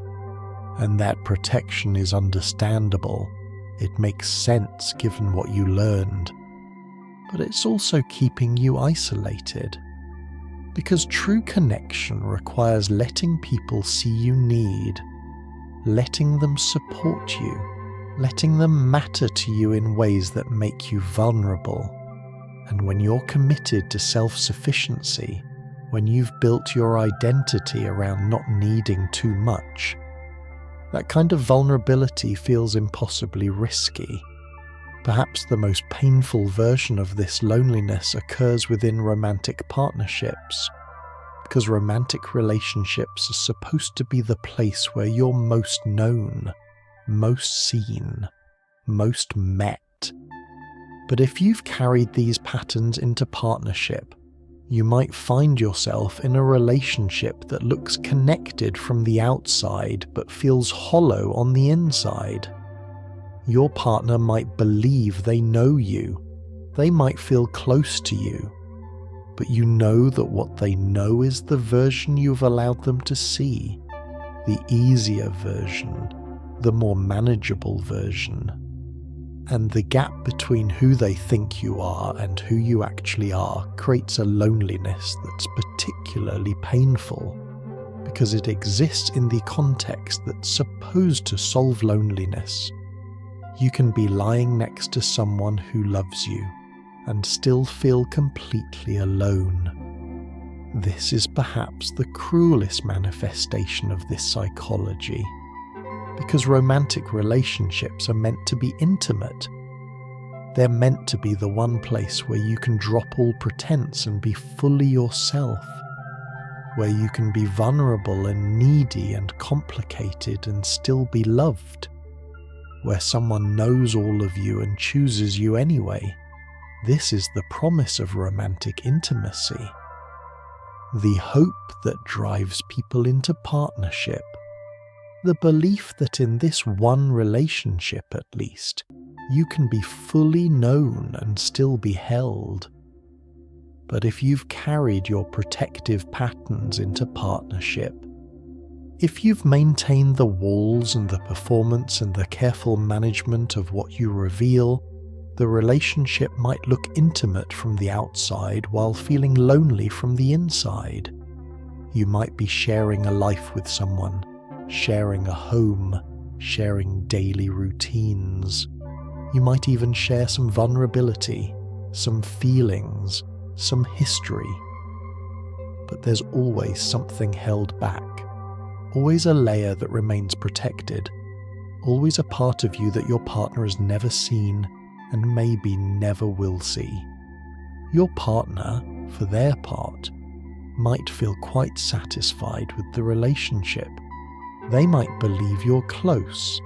They might think they know you well because you've given them enough to believe that. You've shared enough vulnerability to seem open. You've revealed enough depth to appear intimate. And what you've shared is real. It's not fake. It's just not complete. It's the version of you that feels safe to share. The version that won't overwhelm them. The version that maintains connection without risking the full exposure that would make you unbearably vulnerable. And so you live with this gap, this space between who your partner thinks you are and who you actually are, between the version of you they love and the person you actually are underneath all the careful presentation. And this gap creates a particular loneliness, because it exists in the relationship that's supposed to solve loneliness. You came into partnership seeking connection, seeking to be known, seeking relief from the isolation you felt, and in many ways the relationship provides that. You're not alone. You have companionship. You have someone who cares about you.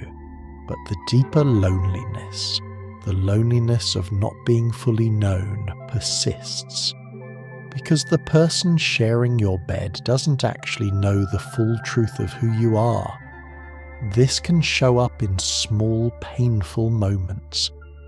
Your partner asks what's wrong, and you say nothing when there's clearly something.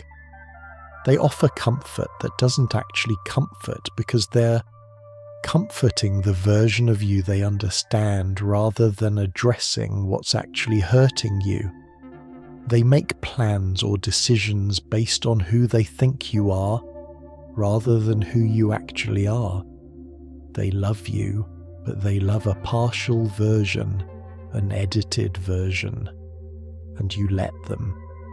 Because showing more feels too risky, because being fully known feels too exposing, because some part of you is convinced that if they saw all of you, the complicated, needy, messy parts you keep hidden, they might leave, and so you stay lonely even in partnership. You lie next to someone who loves you and feel completely separate. You share a life with someone and still carry your deepest experiences alone. You have a partner, but you're not actually partnered with in the fullest sense. Because partnership requires mutual vulnerability, requires both people being known, requires reciprocal intimacy. And when you're maintaining protective patterns, when you're only revealing the manageable version of yourself, true partnership becomes impossible. You're connected, but you're not truly intimate, and that creates a loneliness that's particularly devastating, because it happens in the context that's meant to cure loneliness. What you're looking for, often without fully knowing it, is witness. Not advice, not solutions, not reassurance, just someone who can hold space for your actual experience without needing to change it or fix it or make it more comfortable. Someone who can hear your complexity without simplifying it. Someone who can see your depth without being overwhelmed by it. Someone who can sit with your pain without rushing to make it better. True witness is rare. It requires presence. It requires emotional capacity. It requires the ability to stay with discomfort. And when you've learned that others can't hold this, that your actual experience is too much, you stop offering it. You stop looking for witness. And the loneliness of carrying your inner world unwitnessed becomes normalized, familiar, just the way things are. Understanding witness as distinct from other forms of support is important, because often when you do share something vulnerable, when you do reveal difficulty or pain, what you get back is advice. People want to help, they want to fix, they want to make you feel better, and this comes from care, from genuine desire to support you. But advice isn't witness, fixing isn't witness, making it better isn't witness. Witness is simply being with, simply seeing, simply acknowledging what is without trying to change it. True witness sounds like I hear you, or that sounds really hard, or I can see why you'd feel that way. It doesn't rush to solutions. It doesn't minimize, it doesn't try to make the pain more comfortable or easier or less significant. It just acknowledges, just sees, just holds space for the experience exactly as it is. And this kind of witness is rare because it requires the other person to tolerate discomfort, to sit with your pain without trying to fix it, to see your struggle without rushing to make it better, to be with your complexity without simplifying it into something more manageable. Most people can't do this, not because they don't care, but because witnessing another person's pain without trying to fix it requires significant emotional capacity. It requires the ability to be with discomfort, to tolerate not being able to make things better, to simply be present with suffering without needing to resolve it. And many people, most people, don't have this capacity. So when you share something difficult, they immediately move to fixing, to advice giving, to reassurance, to making light of it, to changing the subject, to anything that relieves the discomfort of simply being with your pain. And you've learned this. Through repeated experience, you've learned that when you share the depth of what you're actually experiencing, people can't hold it. They minimize it, or they fix it, or they make it about them, or they pull away. And so, you stopped sharing. You stopped looking for witness. Because the pain of sharing and not being witnessed, of revealing yourself and having your experience dismissed or redirected or simplified, is worse than carrying it alone. At least when you carry it alone, there's no disappointment, no additional hurt of being misunderstood or mismet. But the cost is profound, because carrying your inner world unwitnessed creates a particular kind of isolation. You're alone not just with your experiences, but with the meaning of your experiences. Alone with your interpretations, your questions, your confusion. When experience is witnessed, when someone else sees it and acknowledges it, it becomes more bearable, more real, less overwhelming. But when you carry it entirely alone, when no one else ever sees or acknowledges or holds space for what you're actually experiencing, it creates a weight that becomes increasingly difficult to bear. The loneliness of this is compounded by how normalized it becomes. Over time, you stop expecting witness. You stop looking for it. You stop even hoping that someone might be able to hold space for your actual experience, and this resignation, while protective, deepens the isolation, because you've given up on the possibility that anyone could truly see you, could truly be with you in your complexity, could truly witness your inner world without needing to change it or fix it or make it more comfortable. And that giving up, that loss of hope for witness, creates a loneliness that feels permanent, inevitable, just the way life is. Healing this particular loneliness doesn't necessarily begin with other people. It often begins with self-witnessing, with learning to turn toward your own experience with the kind of presence, attention, and non-judgment that you've been seeking from others. This means noticing when you minimize your own feelings before anyone else can, when you dismiss your needs as unreasonable, when you judge your depth as too much. It means practicing the radical act of acknowledging your own internal reality without immediately trying to change it or explain it away. This self-witnessing doesn't solve the loneliness completely, but it begins to shift the relationship you have with your inner world. And when you can hold space for yourself, when you can validate your own experience, the desperate need for external validation begins to soften. Self-witnessing is a practice. It's not something you do once and master. It's a gradual turning toward yourself with curiosity and compassion rather than judgment.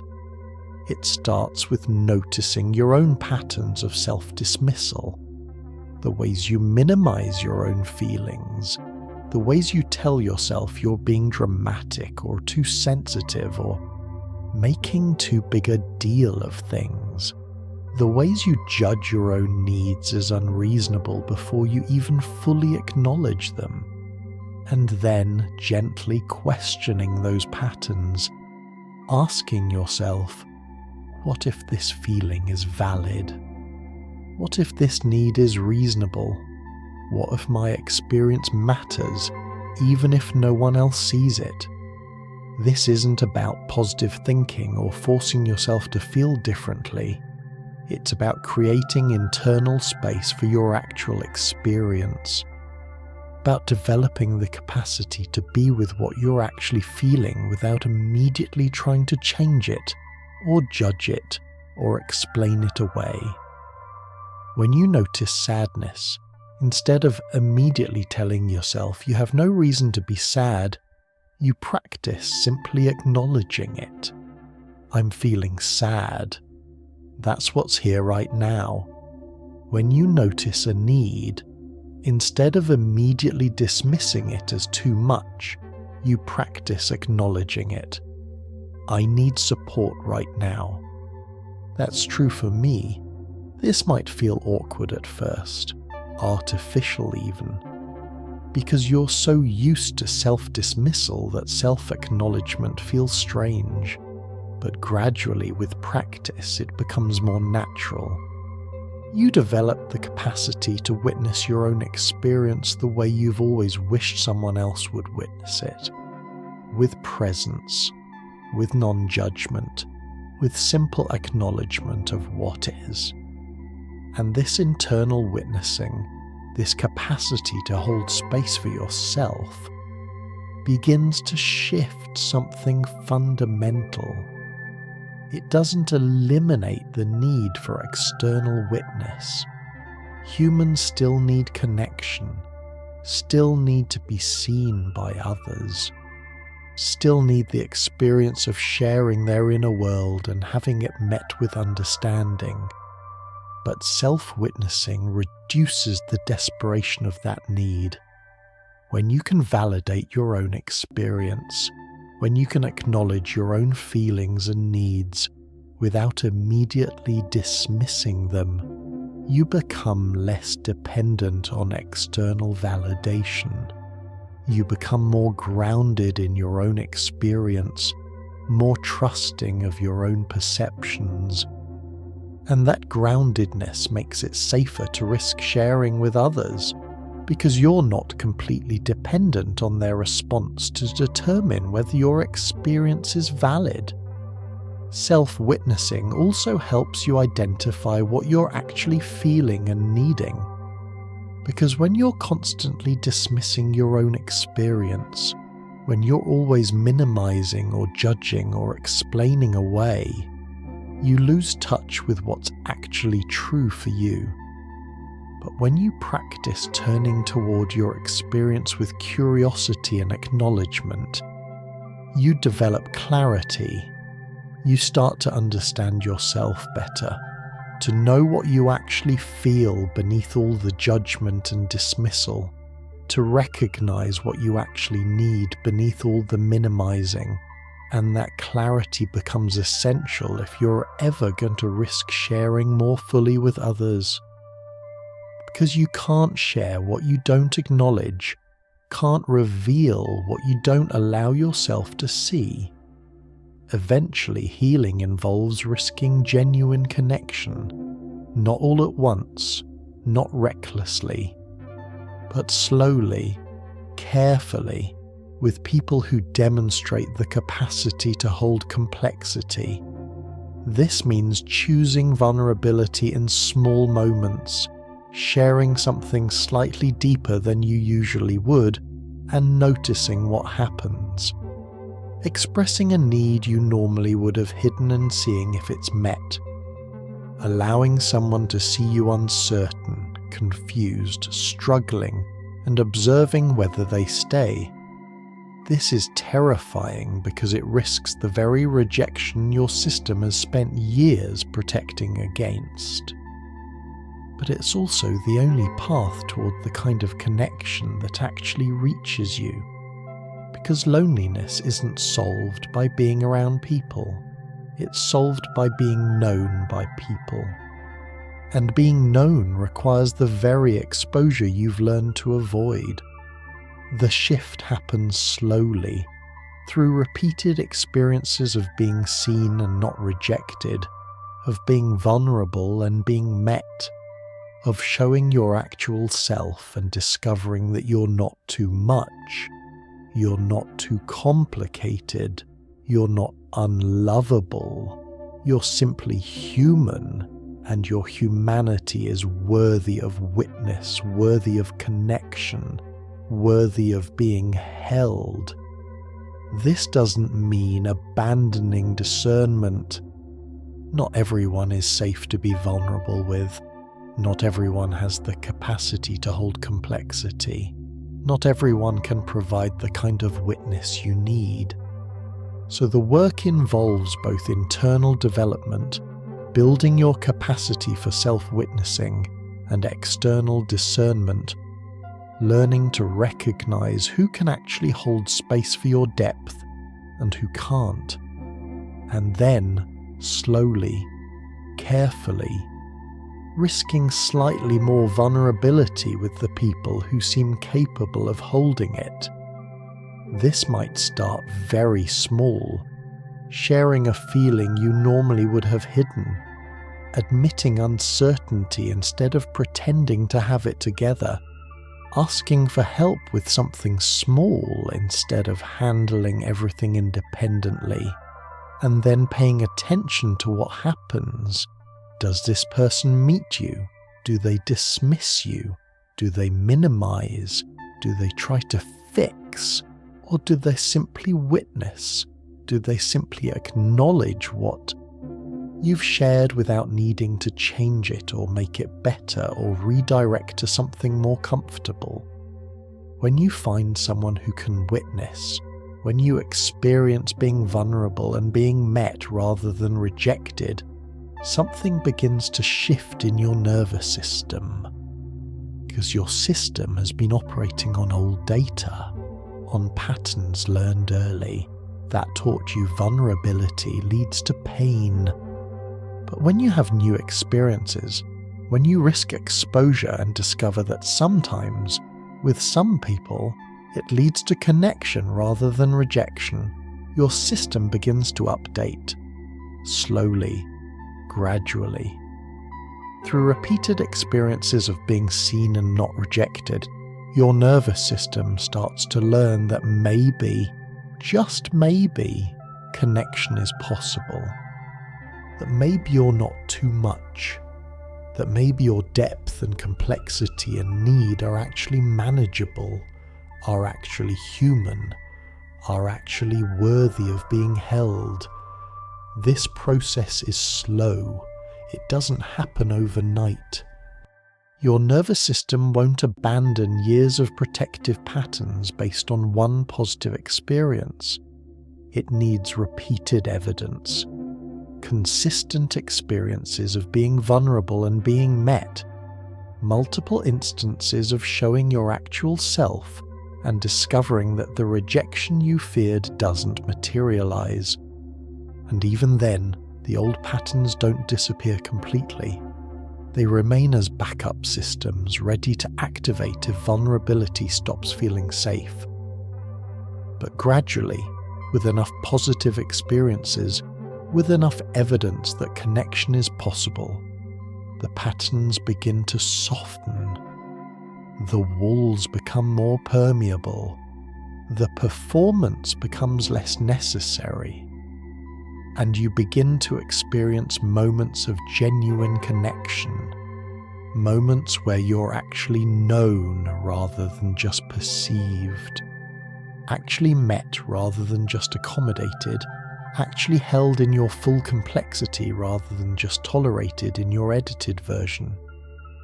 And in those moments, the loneliness begins to shift, not all at once, not completely, but enough to feel the difference, enough to know that connection, real connection, the kind that actually reaches you, is possible. That you're not too much, that your depth is not a burden, that your humanity in all its complexity and need and messiness is worthy of witness, worthy of connection, worthy of being held. And that knowing, that experience of being fully seen and not rejected, begins to heal the loneliness that has followed you for so long, creating space for the kind of connection that your nervous system has always needed but learned not to expect. And so you've travelled through this landscape tonight, through the quiet territory of your own patterns, your own protection, your own complexity. You've looked at the ways loneliness can exist even in company, at the walls that were built for good reason, at the performance that once kept you safe but now keeps you separate. You've explored the origins of disconnection, the weight of carrying your inner world alone, the grief for connections that never quite reached you. And in doing all of this, in simply witnessing these patterns with curiosity rather than judgment, you've already begun something important, because awareness itself is the first movement toward change. Seeing the pattern is the beginning of loosening its grip. The loneliness you've carried, this particular kind of separation that persists even when you're surrounded by people, isn't a flaw in you. It's not evidence that you're broken or damaged or fundamentally incapable of connection. It's evidence that you adapted, that you learned, that your nervous system did exactly what it needed to do to keep you safe in an environment that didn't feel safe enough for full emotional exposure. And that adaptation, however lonely it feels now, was intelligent. It was necessary. It allowed you to survive circumstances that might have been overwhelming otherwise. But survival strategies, however intelligent, don't always serve thriving. And that's where you find yourself now. You've survived. You've made it through. You've developed capabilities and strengths that are real and valuable. But somewhere along the way, the protection became so thorough that it started to isolate you from the very connection your system actually needs. And recognizing this, understanding this, is not about blame. Not about judging yourself for the walls you built or the patterns you developed. It's about seeing clearly what is, so you can begin to make different choices, slowly and carefully, about what comes next. The journey toward genuine connection, toward the kind of intimacy that actually reaches you, doesn't happen all at once. It's not a dramatic transformation. It's not about suddenly dropping all your defenses and becoming completely vulnerable with everyone around you. That wouldn't be safe. That wouldn't be wise. The work is much more gradual, much more nuanced. It's about slowly building your capacity to tolerate vulnerability, slowly learning to recognize who can hold complexity and who can't, slowly experimenting with slightly more exposure and noticing what happens, slowly updating your nervous system's old learning with new experiences that teach different lessons about what's possible in relationship. This process requires patience. Patience with yourself, with your protective patterns, with how slowly trust develops. Because your system won't abandon years of protection based on one positive experience. It needs repeated evidence. Consistent experiences of being vulnerable and being met. Multiple instances of showing your actual self and discovering that the rejection you feared doesn't always materialize. And even then, healing isn't linear. There will be moments when the old patterns resurface. Moments when vulnerability feels too risky and you retreat back into protection. Moments when the loneliness feels as heavy as it ever did. And that's okay. That's normal. That's part of the process. Healing doesn't mean the patterns disappear completely. It means they soften. It means you develop more choice about when to protect and when to risk. It means the loneliness becomes less constant, less consuming, less defining of your entire experience. And throughout this process, you need to remember something crucial. You're not too much. You're not too complicated. You're not too broken to be loved. You're not too damaged to be worthy of genuine connection. The depth you carry, the complexity of your inner world, the needs you've learned to hide, none of this makes you unlovable. It makes you human. Fully, completely, beautifully human. And your humanity in all its messiness and need and complication is worthy of witness, worthy of connection, worthy of being held exactly as you are. The voice that tells you otherwise, the voice that says you're too much or not enough, that voice isn't speaking truth. It's speaking old learning, old fears, old experiences that taught you that your authentic self wasn't safe to show. But old learning can be updated. Old fears can be soothed. Old experiences don't have to determine what's possible now. You're not the child you were, powerless in relationships that didn't meet you adequately. You're an adult now, with choice, with agency, with the capacity to seek out relationships that can actually hold you, and to slowly, carefully risk more vulnerability in contexts that demonstrate safety. And as you do this, as you begin to experiment with slightly more authenticity, slightly more exposure, slightly more risk, you might discover something that your system hasn't quite believed until now. You might discover that there are people who can hold complexity. People who won't be overwhelmed by your depth. People who can witness your pain without needing to fix it. People who can see your needs without judging them as too much. These people exist. They're not everywhere. They're not the majority, but they're out there. And part of your work is learning to recognize them, to notice who can actually meet you and who can't, so you can direct your vulnerability wisely, rather than offering it indiscriminately to people who can't hold it. This discernment is crucial, because not everyone deserves access to your depth.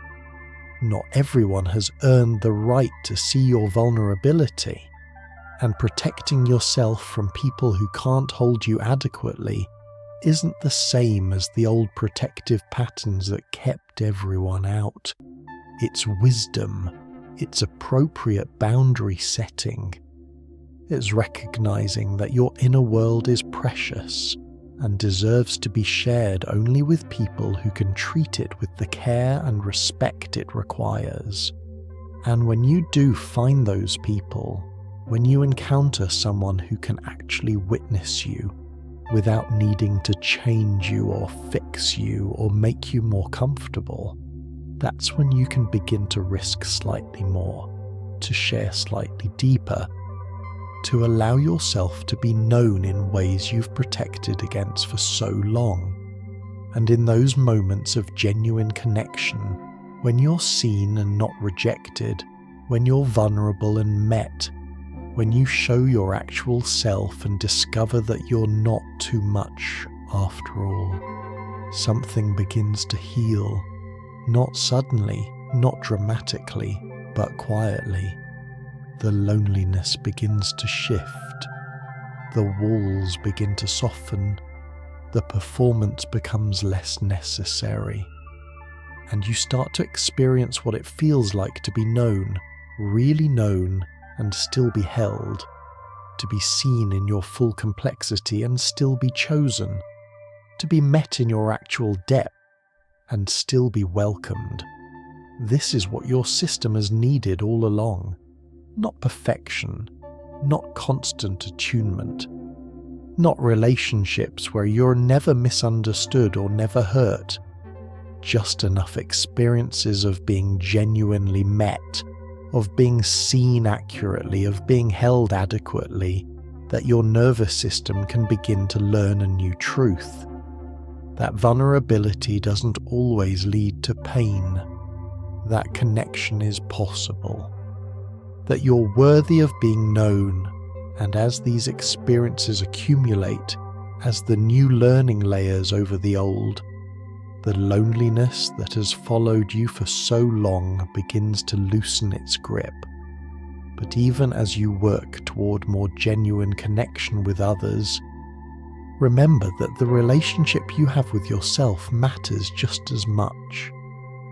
Because you can't consistently offer yourself to others if you're constantly dismissing yourself internally. You can't risk being seen by others if you can't first witness yourself. The practice of self-witnessing, of turning toward your own experience with presence and compassion rather than judgment, is foundational to everything else. When you can hold space for your own feelings without immediately minimizing them, when you can acknowledge your own needs without instantly dismissing them, when you can witness your own complexity without judging it as too much, you develop an internal groundedness that makes external vulnerability less terrifying. Because when you can validate your own experience, you become less dependent on others to validate it for you. When you can acknowledge your own worth, you become less desperate for others to confirm it. When you can witness yourself with compassion, you become less devastated when others fail to see you accurately. This doesn't mean you stop needing connection. Humans are relational beings. We're meant to need each other. But it means you stop needing connection so desperately, so hungrily, that any failure of attunement feels catastrophic. You develop a steadiness inside yourself that makes the imperfect, messy, complicated reality of human relationship more bearable. And relationships are imperfect. They're messy. They're complicated. Even the best relationships, even connections with people who can hold complexity, will involve misattunement sometimes. Moments when you're not seen accurately, times when your needs aren't met, instances when you feel alone even with someone who genuinely cares about you. This is normal. This is human. Perfect attunement doesn't exist. What matters is that the relationship is good enough, that you're seen accurately enough, met adequately enough, held sufficiently enough, that the connection nourishes you even when it's not perfect. And learning to tolerate imperfect connection, learning to stay present even when attunement isn't complete, is part of the healing too. Because the loneliness you've carried comes partly from expecting either complete connection or complete isolation, either perfect attunement or total disconnection. But most relationships exist somewhere in between. They're imperfect but real, incomplete but nourishing, flawed but meaningful, and learning to receive connection that's good enough, even when it's not perfect, learning to appreciate attunement that's adequate, even when it's not complete, opens you to relationships that actually exist rather than only longing for relationships that don't. Tonight, as you prepare to rest, as you prepare to let go of the weight you've been carrying, remember this: the loneliness you feel is real. It's valid. It makes sense given what you learned and how you adapted. But it's not permanent. It's not unchangeable. It's not the inevitable condition of your existence. It's a pattern, a response, an adaptation that once served you but now isolates you. And patterns can shift. Responses can be updated. Adaptations can be modified when circumstances change. You're not stuck with the loneliness forever. You're not doomed to always feel separate, even in company. You're simply at a place in your journey where you're becoming aware of the pattern, understanding its origins, and beginning to imagine different possibilities. And that's enough for tonight. You don't have to solve anything right now. You don't have to fix the loneliness immediately. You don't have to become perfectly vulnerable or completely open or instantly healed. All you have to do is rest. To let yourself be here, breathing, existing, knowing that you've taken a step simply by exploring this with curiosity and compassion. You've witnessed yourself tonight. You've looked at your patterns without judgment. You've held space for your own complexity, and that matters. That's meaningful. That's the beginning of something important. You're not broken. You're not too much or too little. You're not fundamentally unlovable or impossibly complicated or beyond the reach of genuine connection. You're human, complex, layered, deep, carrying wounds and strengths and adaptations that all make sense given your history. And your humanity, your full, complicated, messy humanity, is worthy of connection, worthy of witness, worthy of being held. Not in spite of your complexity, but including it. Not after you've fixed yourself, but exactly as you are. You are worthy now, in this moment, with all your protective pattern still intact, with all your loneliness still present, with all your walls still standing. You are worthy, and the people who can't see that, who can't hold that, who need you to be simpler or easier or less complicated, they're not your people. Not because they're bad or wrong, but because they don't have the capacity to meet you where you actually are. And that's okay. You don't need everyone to see you. You don't need everyone to understand you. You just need a few people, maybe even just one or two, who can witness your actual complexity and stay, who can see your depth and not be overwhelmed, who can hold space for your needs without judging them as too much. Those people exist, and you'll find them or they'll find you when you begin to risk slightly more vulnerability with slightly more discernment. But for tonight, you don't need to think about any of that. You don't need to plan or strategize or figure out how to heal the loneliness. You just need to rest, to let your body soften into the surface beneath you, to let your breath deepen and slow, to let your mind begin to drift towards sleep. You've done enough today. You've carried enough. You've managed enough. Tonight you can release the effort. You can stop performing. You can simply be here, exactly as you are, knowing that this moment requires nothing from you except presence. Let yourself feel the weight of your body, the heaviness in your limbs, the warmth of the blankets, the softness of the pillow beneath your head. Let yourself notice your breath, the gentle rise and fall of your chest, the cool air entering your nose, the warm air leaving your mouth.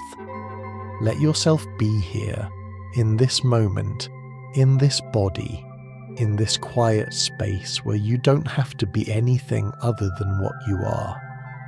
And as you begin to drift, As consciousness starts to blur and soften, know that you're safe here. Safe to rest, safe to let go, safe to stop managing and monitoring and protecting, at least for these hours of sleep. Your walls can soften tonight, your guard can drop, your performance can end. Because here, in this quiet darkness, you don't need to maintain any of it. You can simply be, simply rest, simply exist without effort or intention or purpose. You've travelled far tonight, through landscapes of loneliness and disconnection, through memories of early learning and protective adaptation, through the weight of unspoken experiences and unwitnessed pain, and now you can let all of it settle softly, like snow falling on quiet ground.